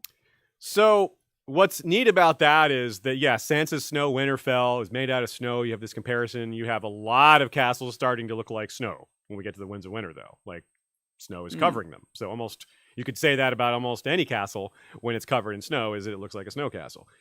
So that's a kind of neat, but it's more of a surface level comparison. There might be some more takes there, but I'm more interested in the comparison of the tournaments. Couple of, first of all, just as A slight note about the absurdity of some of these castles. Some would say, okay, so White Walls, you may have remembered that White Walls is made from marble hauled from the Vale, right? Fancy Vale marble, right? But you might think, oh, is it the same marble that the Eyrie is made out of? That would be a fair and reasonable guess, but you'd be wrong, because the Eyrie didn't like, the guy who made the Eyrie was Roland Arryn, and he didn't like the local stuff either, so he got his marble from Tarth. So the Eyrie is not made with marble from local from the Vale, and White Walls is, which is so it's just I don't know, it's all very convoluted. By the way, when you think about what it takes to move all that a castle's rock, worth of marble, it's God. Like, it's sort of a mystery still how they made Stonehenge. They have found like spots, quarries where it came from, like all across England, or Britain even, and it's not. They don't understand how they moved it. They don't understand how they got all that huge wood. They have theories, but they just like shields and how they use shields and swords. They're not entirely certain. Like, well, clearly there was some blocking and some cutting, but beyond that, not really sure. There's like tons and tons of weight, like they didn't have tractors or they didn't have trigonometry, you know what I mean? Like, they may have had some version of it. They may have had a basic understanding. I don't know. Yeah, but it is fascinating. There's lots of interesting videos of people figuring out how to move things without advanced tools, and it's awesome. Humans are clever. Yeah. So this is relating the tourney of the Winged Knights to this tournament. So the Winged Knight tournament isn't outwardly staged for Sansa's benefit directly, but that is the sneaky intent, right? Like the goal, one of Littlefinger's goals is to reveal her, right? And have everyone be like, yeah, we're going to help you take your kingdom back, and marry Aerie the heir. Like, that's kind of similar to revealing Daemon II as this big hero at a tournament. There's no marriage involved in that one, but it's like, instead of an egg hatching, we have a wolf is born, right? They even both have dyed hair, and they're pretending to be lowborn. Neither of them do a very good job of pretending to be lowborn, but well, actually, Sansa doesn't pretend to be lowborn. She pretends to be a bastard, but yeah, she's not really pretending. Not baseborn, yeah. Not baseborn, bastardborn. Yeah. So both of these parties are extremely lavish. Sansa makes herself look really good. Daemon makes himself look really good. Obviously, in White Walls, there's match fixing. In our Lane Winds of Winter review with Radio Westeros, we discussed that it's almost certainly going to happen there too. For one thing, it's discussed, Sean. You may remember. Some of this may be. You haven't read the Winds of Winter chapters, have you? I've read a few of them, but I don't think I've read all of them. Okay. I didn't know there wasn't a Lane one, so I haven't read it. Okay, well, that's neat. That's cool. So one thing that happens is Aerie the heir is in the possession of Royce, of Bronze Ron Royce, who was one of the few lords that's just not having Littlefinger's maneuvering, right? And there were some people that were surprised that he even let Harry attend the tournament. And he's like, well, you can't, like, it's kind of dishonoring him by not letting him come to the tournament at all. You got to, like, let him get in the mix and meet the other lords. It's like, yeah, okay, that makes sense. It's a networking opportunity. And the young guy's like, and besides, there's no chance he's going to win a spot, one of the 8, because it's a tournament to decide who's going to be Sweet Robin's protectors. It's a tournament of 64 where the top 8 are winners. So they're like, there's no chance he's going to win. He's not very good. And they're like, oh, yeah? What do we just see happen here? Was they were trying to make a guy who isn't very good win the whole thing, right? And this is Littlefinger we're talking about. Of course there's bribery going on. Yeah, like, hello. Some manipulated pairings. And, yeah, so it's like, it's going to happen. Like, the specifics, I don't know. But something, absolutely. And we even have the Harding connection here. We have Humphrey Harding, who I couldn't stop calling him Harry Harding. And we actually do have Harry Harding, who is Harry the heir in this spot. Of course, these guys are kind of opposites in their ability, but very much, and also opposites in their like standing. Because Humphrey Harding was not super highly regarded as a noble. He was an incredible warrior, whereas Harold Harding, through this twist of bloodlines and lots of Arryn deaths, is actually Sweet Robin's heir. We also have Cockshaw accusing Dunk of stealing Daemon, and Sweet Robin accuses Harold of stealing Sansa from him because he wants to marry Sansa. Well, Elaine. By the way, just my mind is spinning on this now. The idea of a tournament of 64. Yeah. Rigging that for someone to win, you'd have to rig 8 rounds, right? That's a lot of rigging. Yeah. 16, maybe 6 rounds. Anyway, point is that in the last couple rounds, you're going to be paired up against other people who are definitely really good. But going from 64 to 8, actually, it's only 3 rounds. It's only 3 rounds. Yeah, you're right. Yeah. And when you're only going to 8, it's only 3 rounds. If you had to get to a single winner, you have to go farther against tougher people. But it's you can get a little bit more lucky or believable rigs, if you will, if you only have to go 3 rounds worth. So, good call. Yeah. So now remember what happens at White Walls is Bloodraven eventually surrounds them, and they're kind of unaware of it. They're sort of thinking that they're ahead of the game. Meanwhile, here in the Vale, winter is surrounding them. It's very cold instead of very hot, because remember, there's a very hot day when the tournament happens. Yeah. And they likewise have no idea that the others are the real threat that's out there, which is a little bit of a connection. I was really sad. I went back to that chapter and was like, fog, mist, nothing. I was like, oh man, I wish there'd been some fog or some haze to draw that comparison. I was kind of expecting it to be there, but no. Now, it's interesting too. Maybe someone someone has had a dream of this. I wonder if Bran sees this coming. Just as the dream of Daemon II dreaming of himself. That would be another little parallel here, but I don't know. So as we get into another set of questions, unless you had any final thoughts on that one. Oh, I missed one. I'm sorry. One other comparison from our friend Virginie. She points out that at White Walls you have Kyle the cat. And at the tournament of Winged Knights, you have Sir Shadrick the Mad Mouse. So you have cat and mouse, and they're both redheads. So that's cool. Sticking with the color theme, Patrick Sand suggests that instead of the black wedding or the black tournament, as a play on the red wedding, it's the brown wedding, which yeah, I like that. Good call, Patrick Sand. I like that.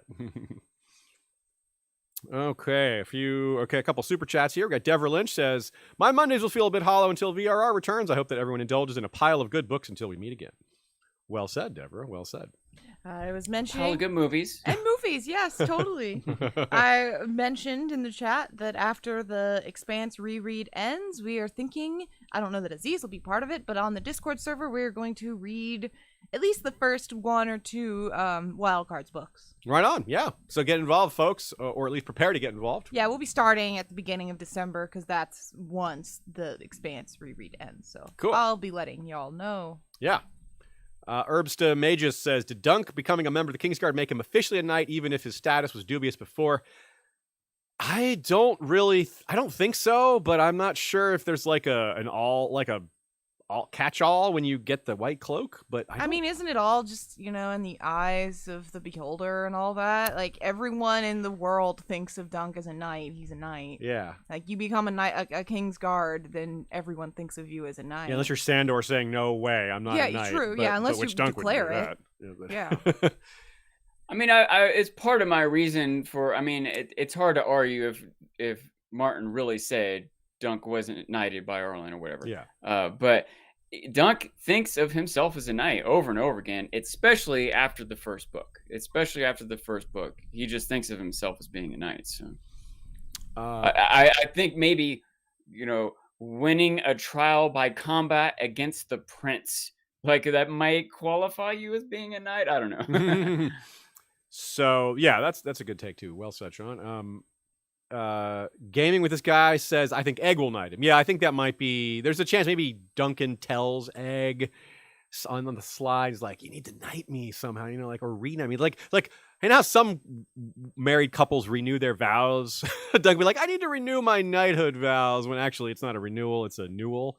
But if he, spins it that way.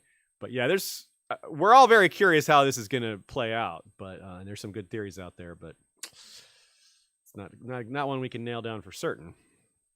By the way, another little thought I just had. How about a prince assigning another prince to you as a squire. Does that make you a knight? Yeah. How many people who aren't knights have princes assigned to them as squires? It's got to be like an automatic promotion involved in there somehow. Yeah. You're in charge of all these tanks and helicopters and 10,000 troops. Am I an officer in the army? Well, you're in charge of all these tanks and troops. I think you're an officer in the army. Yassine Buftas says a young Aemon POV living in Old Town studying at the Citadel would be fun. Yeah, it would be kind of hard for that to relate directly to Dunk and Egg unless they go to Old Town.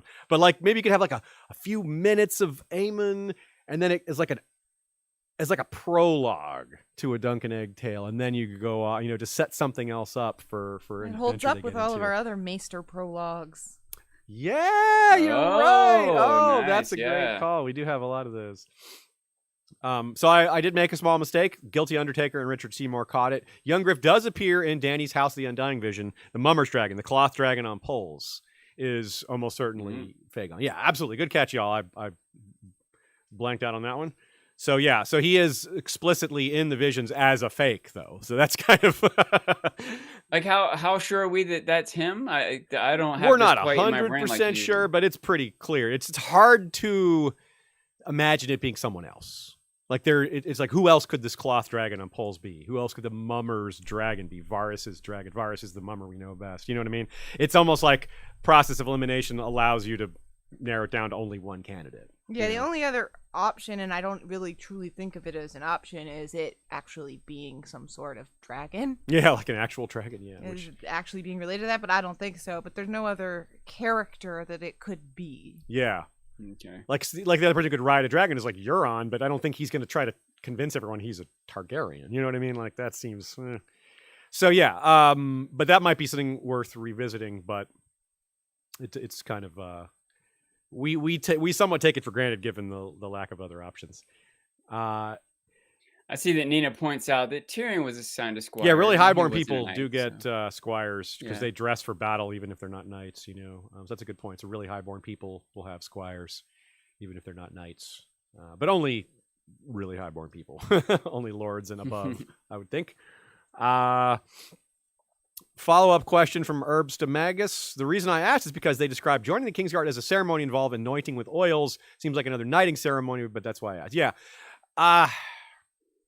It's like knighthood, these things aren't guaranteed to happen, right? Like with Dunk, it'll probably be a ceremony because there's not a lot of reason to think he'll get a battlefield promotion, but there's, like we discussed, Sean, with that before, people get, in the military, you're supposed to have like a formal ceremony, but people get promoted in combat sometimes, and that's just, like in the line of duty, like in the middle of a battle. So, and that's definitely happens too. So Herbsta makes a good point that if that ceremony counts, if they have this anointing ceremony for the Kingsguard, which is very similar to a knighting ceremony, I don't know, will Dunk feel like that's enough or, yeah. I also tried to research what or if there was any sort of standard procedure, and I couldn't find, like, in this world of Ice and Fire. I mean, in the real world, there's not any kind of standard procedure either. But I couldn't find anything. There's a few moments of someone being knighted or discussion of it, but it's different in each scenario, and there's definitely not any kind of consistent standards. Nina also says bright and dark could be a nod to red and black. Red and black, if it said red and black, it would be too obvious because bright and red is kind of bright and dark is black. So, yeah, I like that. That makes a lot of sense. Koi Vanazi says, one thing to remember about Maekar's resentment is that he was the anvil. He was there for the whole battle of the Redgrass Field. He rallied, formed a shield wall. His brother showed up late and got the glory. Okay, fair point, yeah. This doesn't eliminate the possibility of, him having dreams or what have you, but it does, certainly reinforce that his regular resentment is definitely there. We could have multiple types of resentment or other things going on. We could have dreams and resentment, but there's no doubt the resentment has a lot of real reasons. Yassine with another really good point here. Since every Targaryen child learns about Daenerys the Dreamer, even the most skeptic of them would tend to believe in one way or another the power of dreams, at least that it could be powerful. That's a great point, because the Targaryens only exist today because Daenerys the Dreamer's dreams were listened to by her, by Aenar the Exile, her father. So that's pretty good. That's very good. It would be hard for a young Targaryen to be like, dreams, what good are they? You know? Yeah. Even if they're not having them. So even their regular dreams, like if they just have regular old dreams like we all have, they might be more likely to believe in them, because so many of their ancestors and brothers and sisters have had ones that really did come true. What would that do to you, man? What would it do if you just like, is that dream going to come true? Like, how'd you identify a dragon dream versus a regular dream, you know? Yeah. Is it hotter in there? I don't know. Like, wake up with your head being you warm. wake up sweaty. Yeah. Maybe you just know it. Yeah. I think it definitely is just how vivid it is.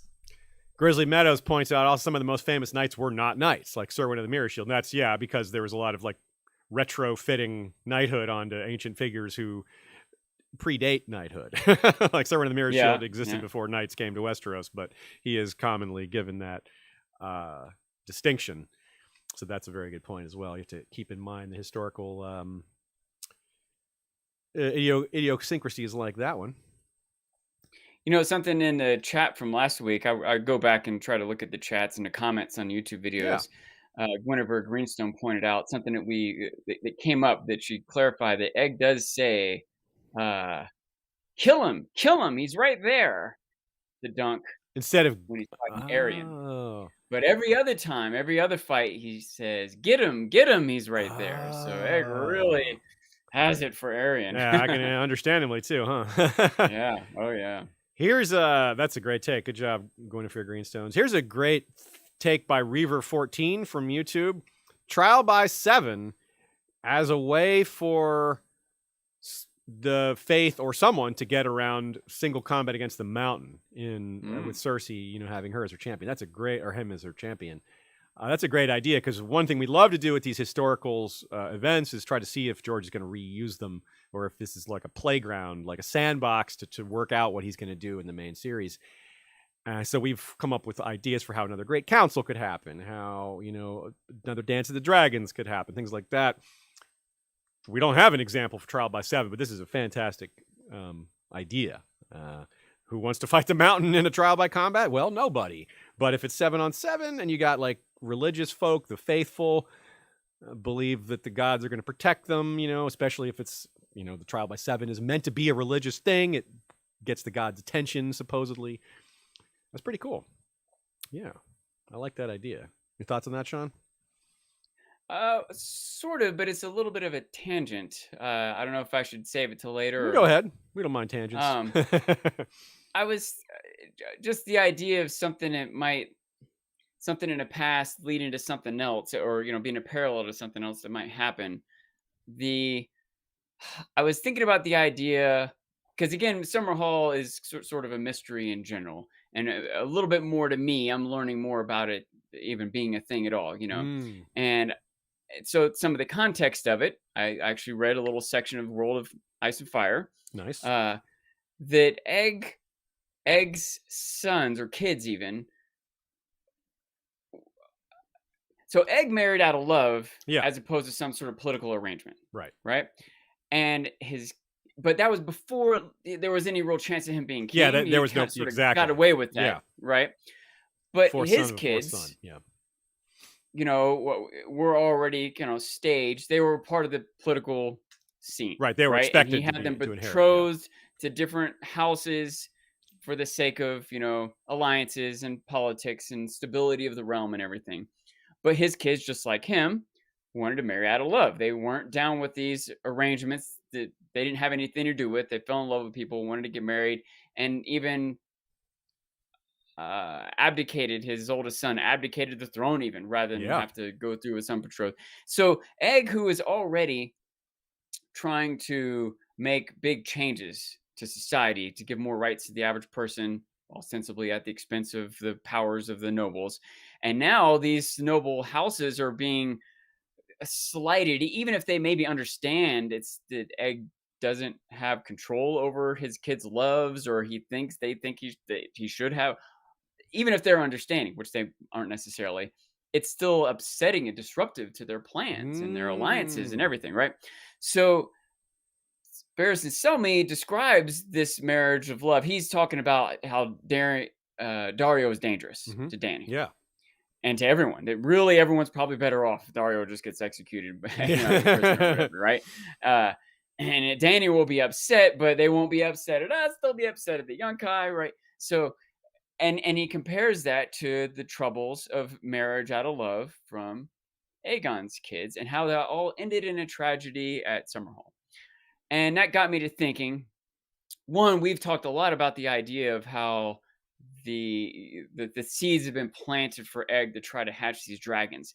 But we see extra motivation for it too. If he had these grand plans for the realm, but instead he's barely holding on to control of the realm, right? He may feel extra motivated to hatch these dragons. Well, guess what? Some people might feel extra motivated to stop him from hatching these dragons. Yeah. There may have been, I wonder, some sort of sabotage at this event. Think how weird it is. How many people in Blackwater Bay, which had a massive amount of wildfire, how many people escaped that? How many people escaped wooden boats that were set on fire with green fire? Not many. but some did, right? Did, yeah. How many people escaped the wooden the stone castle with how much wildfire was there? Only a few. They didn't have as much wildfire at Summerhall as they had at it seems weird that everyone would have died like that, to be or so fair, many people. There would be far more people in Blackwater Bay. So there just plain would have been more people. The proportion of people might have been the same. It still might have been 2% of the people survived. Summerhall's the Targaryen palace. I can definitely see all kinds of reasons and explanations in every direction, but it just does seem a little unusual to me that pretty much everyone died in this stone castle where there couldn't have been that much wildfire compared to other moments. And so anyway, it just made me wonder if that might have been more of a tragedy if someone barred the doors. Yeah, no, it's absolutely possible. I don't think someone barred the doors, but I'm specifically, but I think you're right that there's room for someone having done something. And much like the tournament, or tournaments in general, but specifically how it was sort of a guise for this rebellion. This would have been a pretty known event, like the king and all the Kingsguard, all these people there to celebrate the birth of the. If someone wanted to plan some sort of, and they didn't like accident. Egg. Yeah, you're right. Like Egg, they did not like him. He was and they could have. There would have been the ability, maybe even to manipulate who was or wasn't present. And whether or not it happened as you're describing, or something like this happened, you're absolutely right to note that there's a lot of powerful lords that would not want Egg to be able to have more power behind his proposed reforms. So that's very true. Like Tywin reversed a lot of his reforms after Egg's death. So I think there's two things there. One, there's a lot of lords that would have been against him having more power, but there's also a lot of people that would have been against dragons. That too. Maybe Good even point. in general, that might not have cared about Egg's reforms, that might have even been pro Egg's reforms in a vacuum, but did not want dragons. Like the Maesters. There's this theory about the Maesters would have wanted to sabotage it, and they would have been well placed to sabotage it. Yeah. If they wanted. Which is another thing, when you have a good leader, even modern times, we might want them to have XYZ ability. But sometimes you don't have a good leader, and you got to be careful what ability you give the leaders, because later on other people are going to get, the Egg might be great with the dragon, but are his kids and his kids' kids, these dragons are going to keep being around. Yeah. Anyway, all this was also sparking in my mind the thoughts, especially with the perspective in the show, how Cersei blows up the Sept with wildfire. That was sort of like a gathering of all these key enemies. I wonder if that's a parallel. George might have set up this parallel with Summerhall to what might happen with the Sept and Marjorie and whoever all else. Yeah. Okay, so next one. By the way, good take there, Sean. Igor Proleko says it seems to be a huge oversight that Targaryens do not have a court position of the Dream Interpreter. Interesting take. They could have had something like that. Maybe such things existed in Valyria. The one reason I could see that comes to mind off the top of my head why they would not do that is they were really trying to not be Targaryens in terms of their religion. They were trying to adopt the Seven. They were trying to be, yes, we worship the same gods as you, as a way to make it all work. We just conquered you, but we also worship the same gods as you. That's a pretty common tactic among conquerors, is to adopt the religion of the locals to fit in better, so the gods aren't against you. It's like if the people think the gods are against you, they might rise up against you.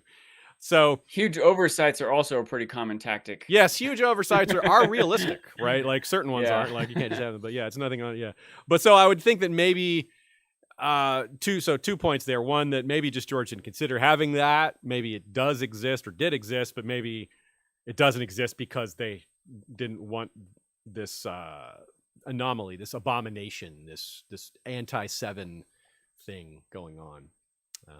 Any thoughts on that, Sean?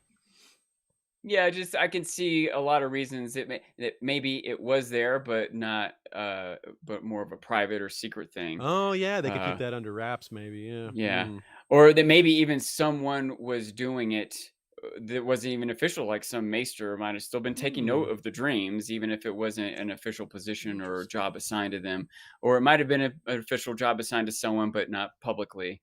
But most likely, it was just an oversight. Probably should have had all sorts of other positions in the council, as far as the analysis of tax rates and insurance of justice and et cetera, but good points. Intelligence operatives, communication channels, on and on. Grey Waste Tim says, thinking on other parallels, the way Gormund Peak is treating Daemon II here is the same way Unwin Peak treated Aegon III during his regency, sort of just telling him where to go, what to do, sort of dominating him and controlling him. There's also parallels to John Connington's attempt to control Aegon VI. Yeah, he's a kind of very stern, very disciplinarian, very much in charge, while they also unknowingly launched the 6th Blackfyre Rebellion. So yeah, that's pretty cool. Good call. Speaking of that, one of the planned live streams we have going forward, probably before the end of the year, will be on the Peak Uprising, which comes at the end of Maekar's reign. So that's going to be later this year in real life, and about 21 years after the events of the Mystery Night. Do you have any scripted content for 21 years from now? No. In real life? Not yet, but we probably will.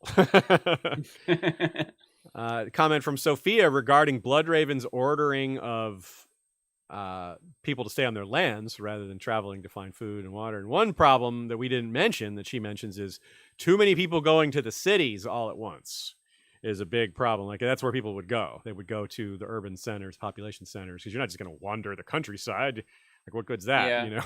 I remember trying to give Bloodraven some credit for, trying to manage these issues. Yeah, trying to big problems. Even in modern times. However much, I tend to be a sort of imagine, like John Lennon says, imagine no borders. People should just be able to go anywhere they want, anytime. But there's still a certain reality when thousands of migrants show up at a city out of nowhere. Well, do we have enough food and water for those people? Where are they going to go to the bathroom? We need to have some sort of structure and organization to deal with this. Yeah. And even in modern times with airplanes and cell phones, we have a hard time with that. How the heck is Bloodraven going to manage mass migrations during a drought? Yeah, no, that's a good point. Yeah, you're right to look at that from multiple angles and not just call him a monster for that, because you're right. There is a lot of additional suffering that comes if you don't, suffer a little bit. You'll suffer more. That kind of thing. Sir Roland de Stark says, love how Plumraven says how the north is way too cold, and ends up a tree wizard in the coldest part of the north. And on the wall before that. So yeah, it's pretty good. Bet you didn't see that coming. Hey, speaking of dreams, Carla Harnack says, in reference to my extremely used copy of Legends 2, she says, if I saw that book in a used bookstore, I would buy it, even if I didn't know any of the authors, because it's obviously been well loved. Someone really liked that book. That says a lot about it. Now that's looking at the bright side. That's maybe you would find a different copy of the same book. I'm going to go mess up all my books right now just so you'll buy them.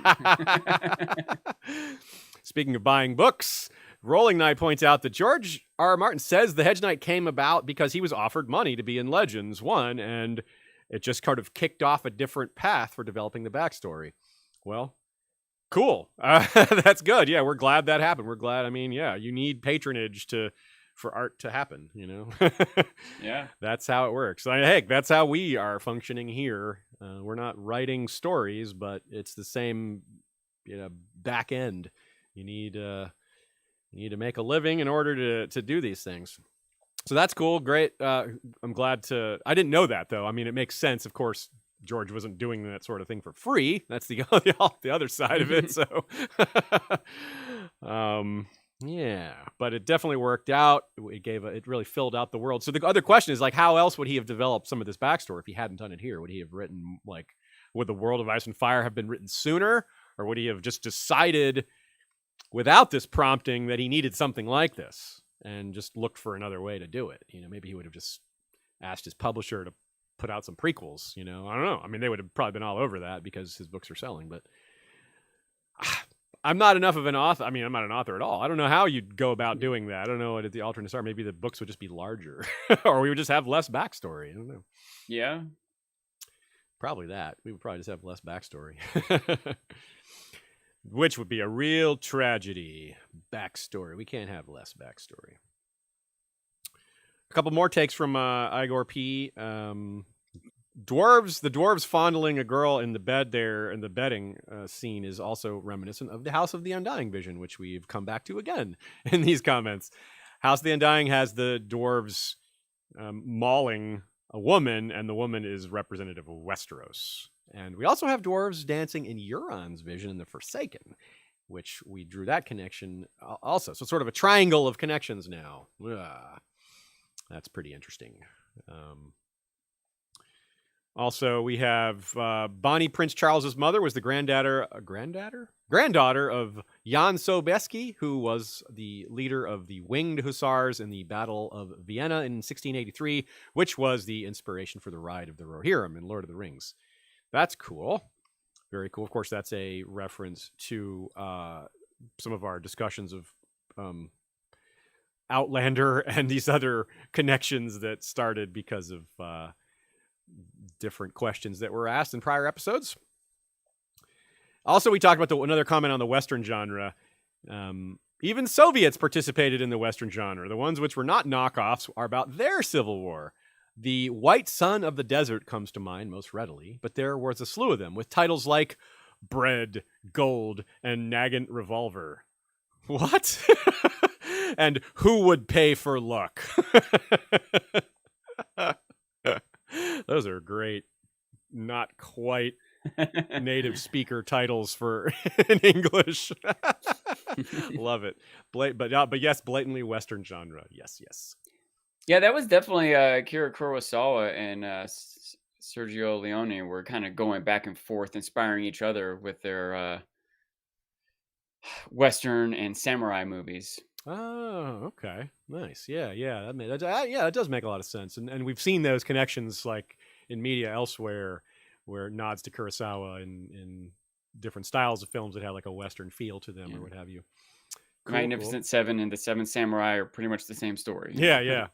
I know The Mandalorian did a big homage to that recently. That's one that stands out. I know there's lots of others, but that one comes to mind because it was so recent. A couple comments about Baelor and Baelor's death. Kat Ovivas says, Abraham Lincoln also died a similar way. The doctor tending to him is reported to have said that he had the brain of the president on his hands. Oof. Yikes. Yeah, I guess so. He was shot in the back of the head. I guess that story checks out. You shouldn't have got involved in that trial by seven. Trial of seven. Is that what the play was about? Abraham, what was the play? What was the play that Abraham Lincoln was seeing? I don't know. That seems like a bit of trivia we should know. Yeah. It's going to get looked up. We'll move on to the next question in the meantime. Nadia Storm comments on our take regarding Baelor and JFK and how that was maybe a similar or at least an influence. And she says, I can confirm that Catholics have pictures of JFK beside Jesus. That's awesome. Also, Sean's Sabotage idea got a comment from Austin Flowers. Sprightly young president doesn't want to go to Vietnam. He suffers an accident. Nice. The answer to the question of what play was Abraham Lincoln attending is Our American Cousin, a comedy. Oh, no one was laughing at the end. Or during, it wasn't the end. I don't know. It never got to the end. Yeah. Kieran Mitchell says, regarding Baelor's motivation, Tansel being from Dorne may have played a role in Baelor championing her because the Dornish are being, acclimated to the realm. They're being brought in, and a lot of people still view them as enemies. The Reach and the Stormlands are still rife with anti-Dornish sentiment. And so, he's a half Dornish man himself, so he's standing up for Dornish people and saying, look, this is how it is now, sending a message about the crown's tolerance of violence towards the Dornish, even when it comes from his own brother. That's a really good take. I like that a lot. That makes a lot of sense. We know that we were kind of wondering what Baelor's angle was. Not that he had some sneaky reason, but we just couldn't fully suss out his motivation besides just being a good guy. And just being a good guy wasn't necessarily enough. It could be enough, but it wasn't necessarily enough. This makes a ton of sense. What do you think, Sean? Yeah, definitely. It's a bullseye, I think. I almost feel like we had talked about those implications before. Anyway, but that was 13 episodes ago. So. I think we touched on it a little bit, but yeah, not this specifically. Yeah. Okay, well, let's see here. We have quite a few notes left. Originally, we planned on talking about the future of Dunk and Egg, but maybe what we'll have to do is just do one more episode in the future. Maybe that we can still have Stefan on that way. Yeah, we could probably. That does sound like a really good idea. Because we still want to have a couple live streams. Yeah. During this break, so we could do another Dunk and Egg, talking about this with Stefan and all. Yeah. That sounds like the way we should go. So we'll call this part 1 of the final review. We'll just call this the next episode will be the future of Dunk and Egg. That could be a standalone. We thought it would be part of this, but no, because we still have half of our episode notes here left. We're not even into that topic at all. I have a lot of notes on it. Nina has a lot of notes on it. Y'all have contributed a few comments as well. This will give Sean a little more time to think about some of this stuff, Shay as well. So. Let's do that. Well, let's skip ahead then, do a few other things then, and then we'll just start to wrap up then, folks. Yeah, we'll do a little pivot here. A pivot that leads to more info. I do remember one time when we were first starting this, coming across an article discussing the proposed titles that George had for future novels. And I remember how stirred I was on all that, but I almost had to put it aside to just focus on what we were doing at the moment. But yeah, there's a lot of unpacking to do just with the little hints that George has had about what he might do in the future with this story. Yeah. Okay, well, skipping past all of our future Dunk and Egg notes for a few final notes on a few other random topics. Some things we skipped over. I have a note from Nina here about egg. White and green and swirly. It's got some similarity to the dragon egg of Prince Maelor, who was the ill-fated young second son of Aegon II, which was pale green with swirls of silver. That's maybe, so it could be, it might be the same, it might be a different one, but regardless, the fate of that egg, we're not sure what happened. Lady Caswell, we got the Caswells coming up yet again. After the murder of Maelor in her presence by the crowd didn't know what was going on necessarily. It was a big riot of sorts. She sent the egg to Lord Hightower at Long Table in the hopes that it would assuage his wrath. It didn't. He was, he took down Long Table, or rather Bitterbridge, pretty severely. And maybe if this isn't the same egg, maybe I need to suggest maybe it's this from the same clutch because it's so close. And it could be maybe the same clutch that produced Moondancer, who was pale green with horns and wing bones of pearl. So green and white, similar. So yeah, that fits. This does remind me of a question, by the way. Sure. Do we know what came of the eggs from Summerhall? Would wildfire destroy a dragon egg? Were they recovered? Is there any kind of clues to that? We aren't sure, but we do know that they weren't all destroyed because the World of Ice and Fire says that even Aerys, the Mad King, had dragon eggs, but they were fossilized. which is almost certainly where Dany got hers. Varys probably stole them and gave them to Illyrio. Is that what Wildfire does? It fossilizes them? I guess maybe, but probably not. But But even fossilized, they can still hatch, I guess. Like, well, that's why what happened with Dany's eggs was so magical and wild. But they shouldn't be able to, but they did. But yeah, so it's not clear exactly, but it seems that because we don't know when they became fossilized, it's not clear at what point that happened. yeah. But I imagine the ones in Summerhall were destroyed because Wildfire is awfully destructive, and those were not stone eggs. So these are just like biological material eggs. Like dragons are tough, but can a dragon egg really, biological material really resist Wildfire? That's maybe a little too far for me, but maybe we'll find out later. So let's see. What's another question here? The egg that Lady Penrose mentions as having had, rather not the egg. Egg mentions Lady Penrose having all but her youngest son slain by fireball. That's not Aelena Targaryen, who is that's because she does become a Penrose at one point, and we're hoping Aelena Targaryen is a character that appears in Dunk and Egg. She'll be something we talk about in our future Dunk and Egg episode that we've just magically invented on the spot here, because she is super interesting. Like, lives to be in her 70s, is the sort of power behind that's that old saying, behind every successful man there's a successful woman, or whatever. In this case, there's unsuccessful men with a successful woman behind them, and it's her. Like, there's a guy who's master of coin that is terrible with numbers and money, but she's great at it. So he has the title, but she does the work, and so that's part of what makes her interesting.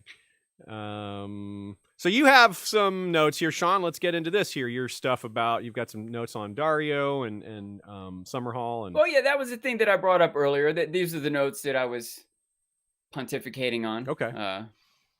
The idea of I guess it maybe even is maybe a little more elaboration here. Just how many other I see. Yeah, I got you.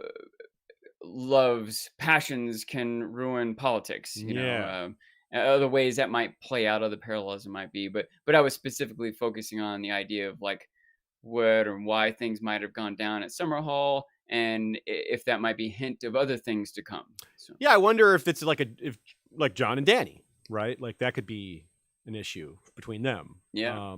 Or other characters. There's other possibilities, certainly, but that one comes to mind. Because you mentioned Dario and Dany, but I think Dany's strong enough to stay away from Dario in the long term. But she may have more passionate feelings for someone else, and that's another common theme. I've had this thought a lot of times about stories of royalty, basically. A lot of sort of like costume dramas, just about some rich girl who can't marry the guy that she really wants to, and like on the surface, I always have a hard time feeling sorry for, sympathetic for these characters, and they have wealth and power. Like, here, like a lot of other people have it worse off than you. Like, maybe you can't marry the person you love, but poor people can't marry who they will love also. You know what I mean? Yeah. But almost every time I watch one of these movies, I'm like, oh, that was actually pretty good. You know what I mean? Like, I can see that that's a sort of a theme that George touches on, that it's sort of lonely at the top, someone who ostensibly is wealthy and powerful or famous, a queen or a king, whatever, but they still have a lot of limitations on their life. They still aren't necessarily finding happiness, even when they are a prince or the best knight, or, they think of all these characters who on the surface someone might want to be like. Think of Sansa, wants to marry the prince. But when you get to know what these people's lives and personalities are really like, it's not all really that great. It's not necessarily something that you want. I think this is something that George could relate to more than he could have, say, when he wrote A Game of Thrones, because he's at the top and it's more lonely. You go to a convention and you can't just hang out. True. That's an interesting thought. I wonder if any of that might affect his writing or the angles or perspectives he has for these characters, just the way his life has changed in the past since the last book. Yeah, I mean, he's rich as can be now, and I'm sure it has made his life easier and happier in a bunch of ways, but he definitely has complained about how he just wants to be able to hang out with people sometimes. Yeah, it's probably made his life more stressful in some ways too. He's like a lot of people who have said the similar thing. It's like some people really like the fame, but a lot of people are like, yeah, I'll keep the money, but you can take the fame back. I don't really want that. People are gonna find out what a messed up person I am.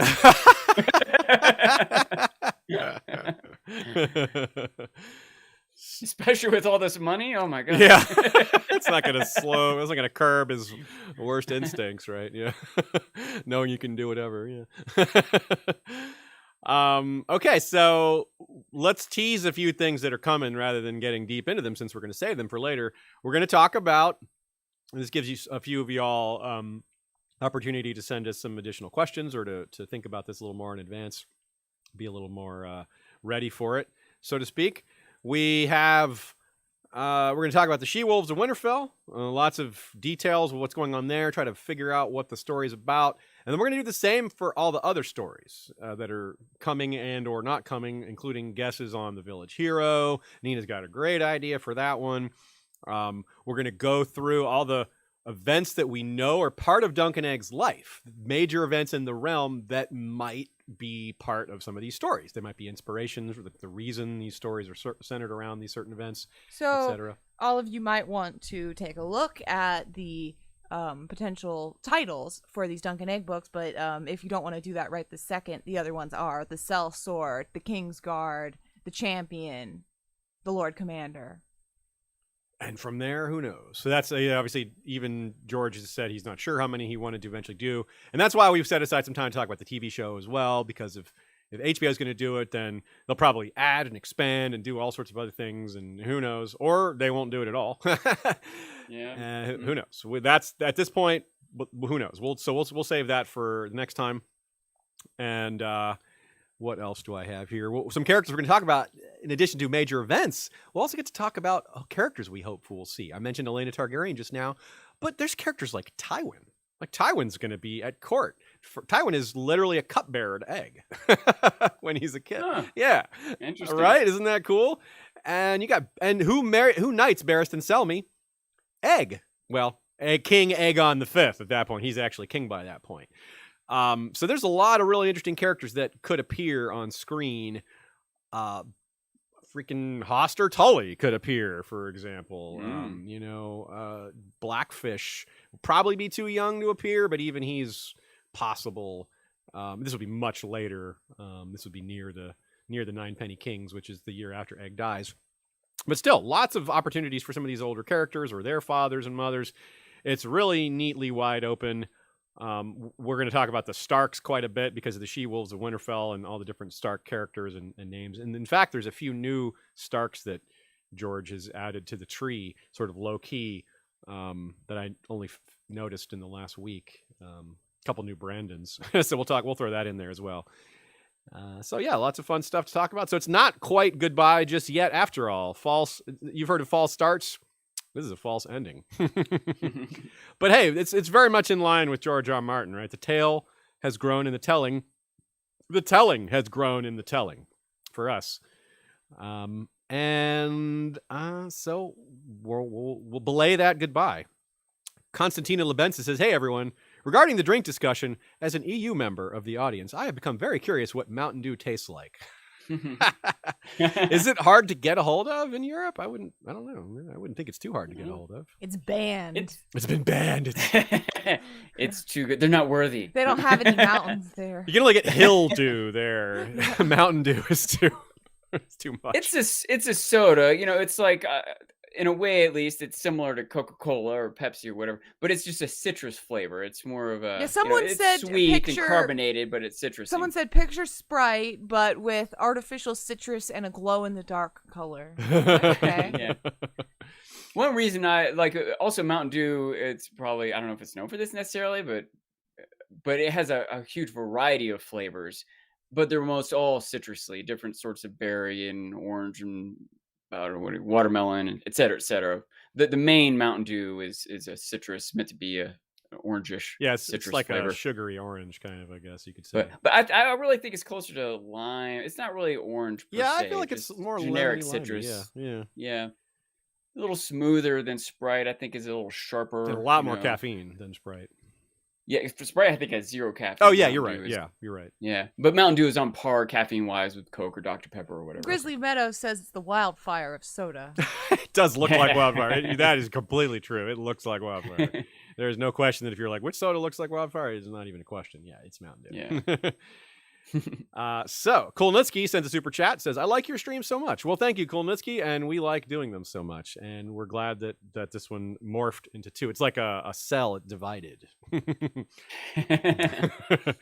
So we will be back. I won't say it's definitely next week. We'll work that out, but because we got to check on Stefan and see when he's available, make sure he wants to be part of it and get our ducks in a row, so to speak. But Sean, I assume you'll participate as well.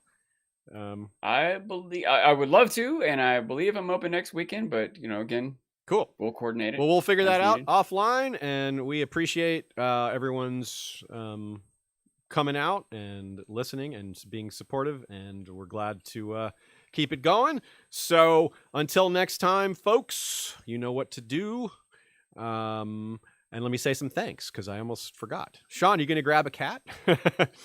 I guess this won't be the last cat. Yeah, it won't be the last showing, but the penultimate. Thanks again to Nina for her invaluable notes and discussion points.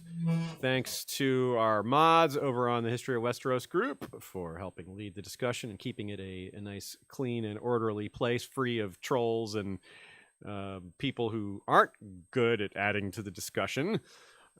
Thanks to Michael Klarfeld and his great website, claradox.de, for the maps you see behind, as well as the video intro. Thanks to Kevin MacLeod for the Valar Rereadis intro-outro music, and to Joey Townsend and Jesse Koval for the regular History of Westeros intro-outro music. Thanks to our Bengineer for providing excellent sound quality assistance.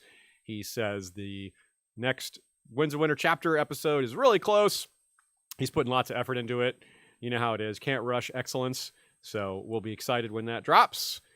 And check out our friends over at Here Be Dragons. They are discussing the newly dropped Star Wars Visions, which Shay and I have already watched and enjoyed very thoroughly. Yeah, highly recommend.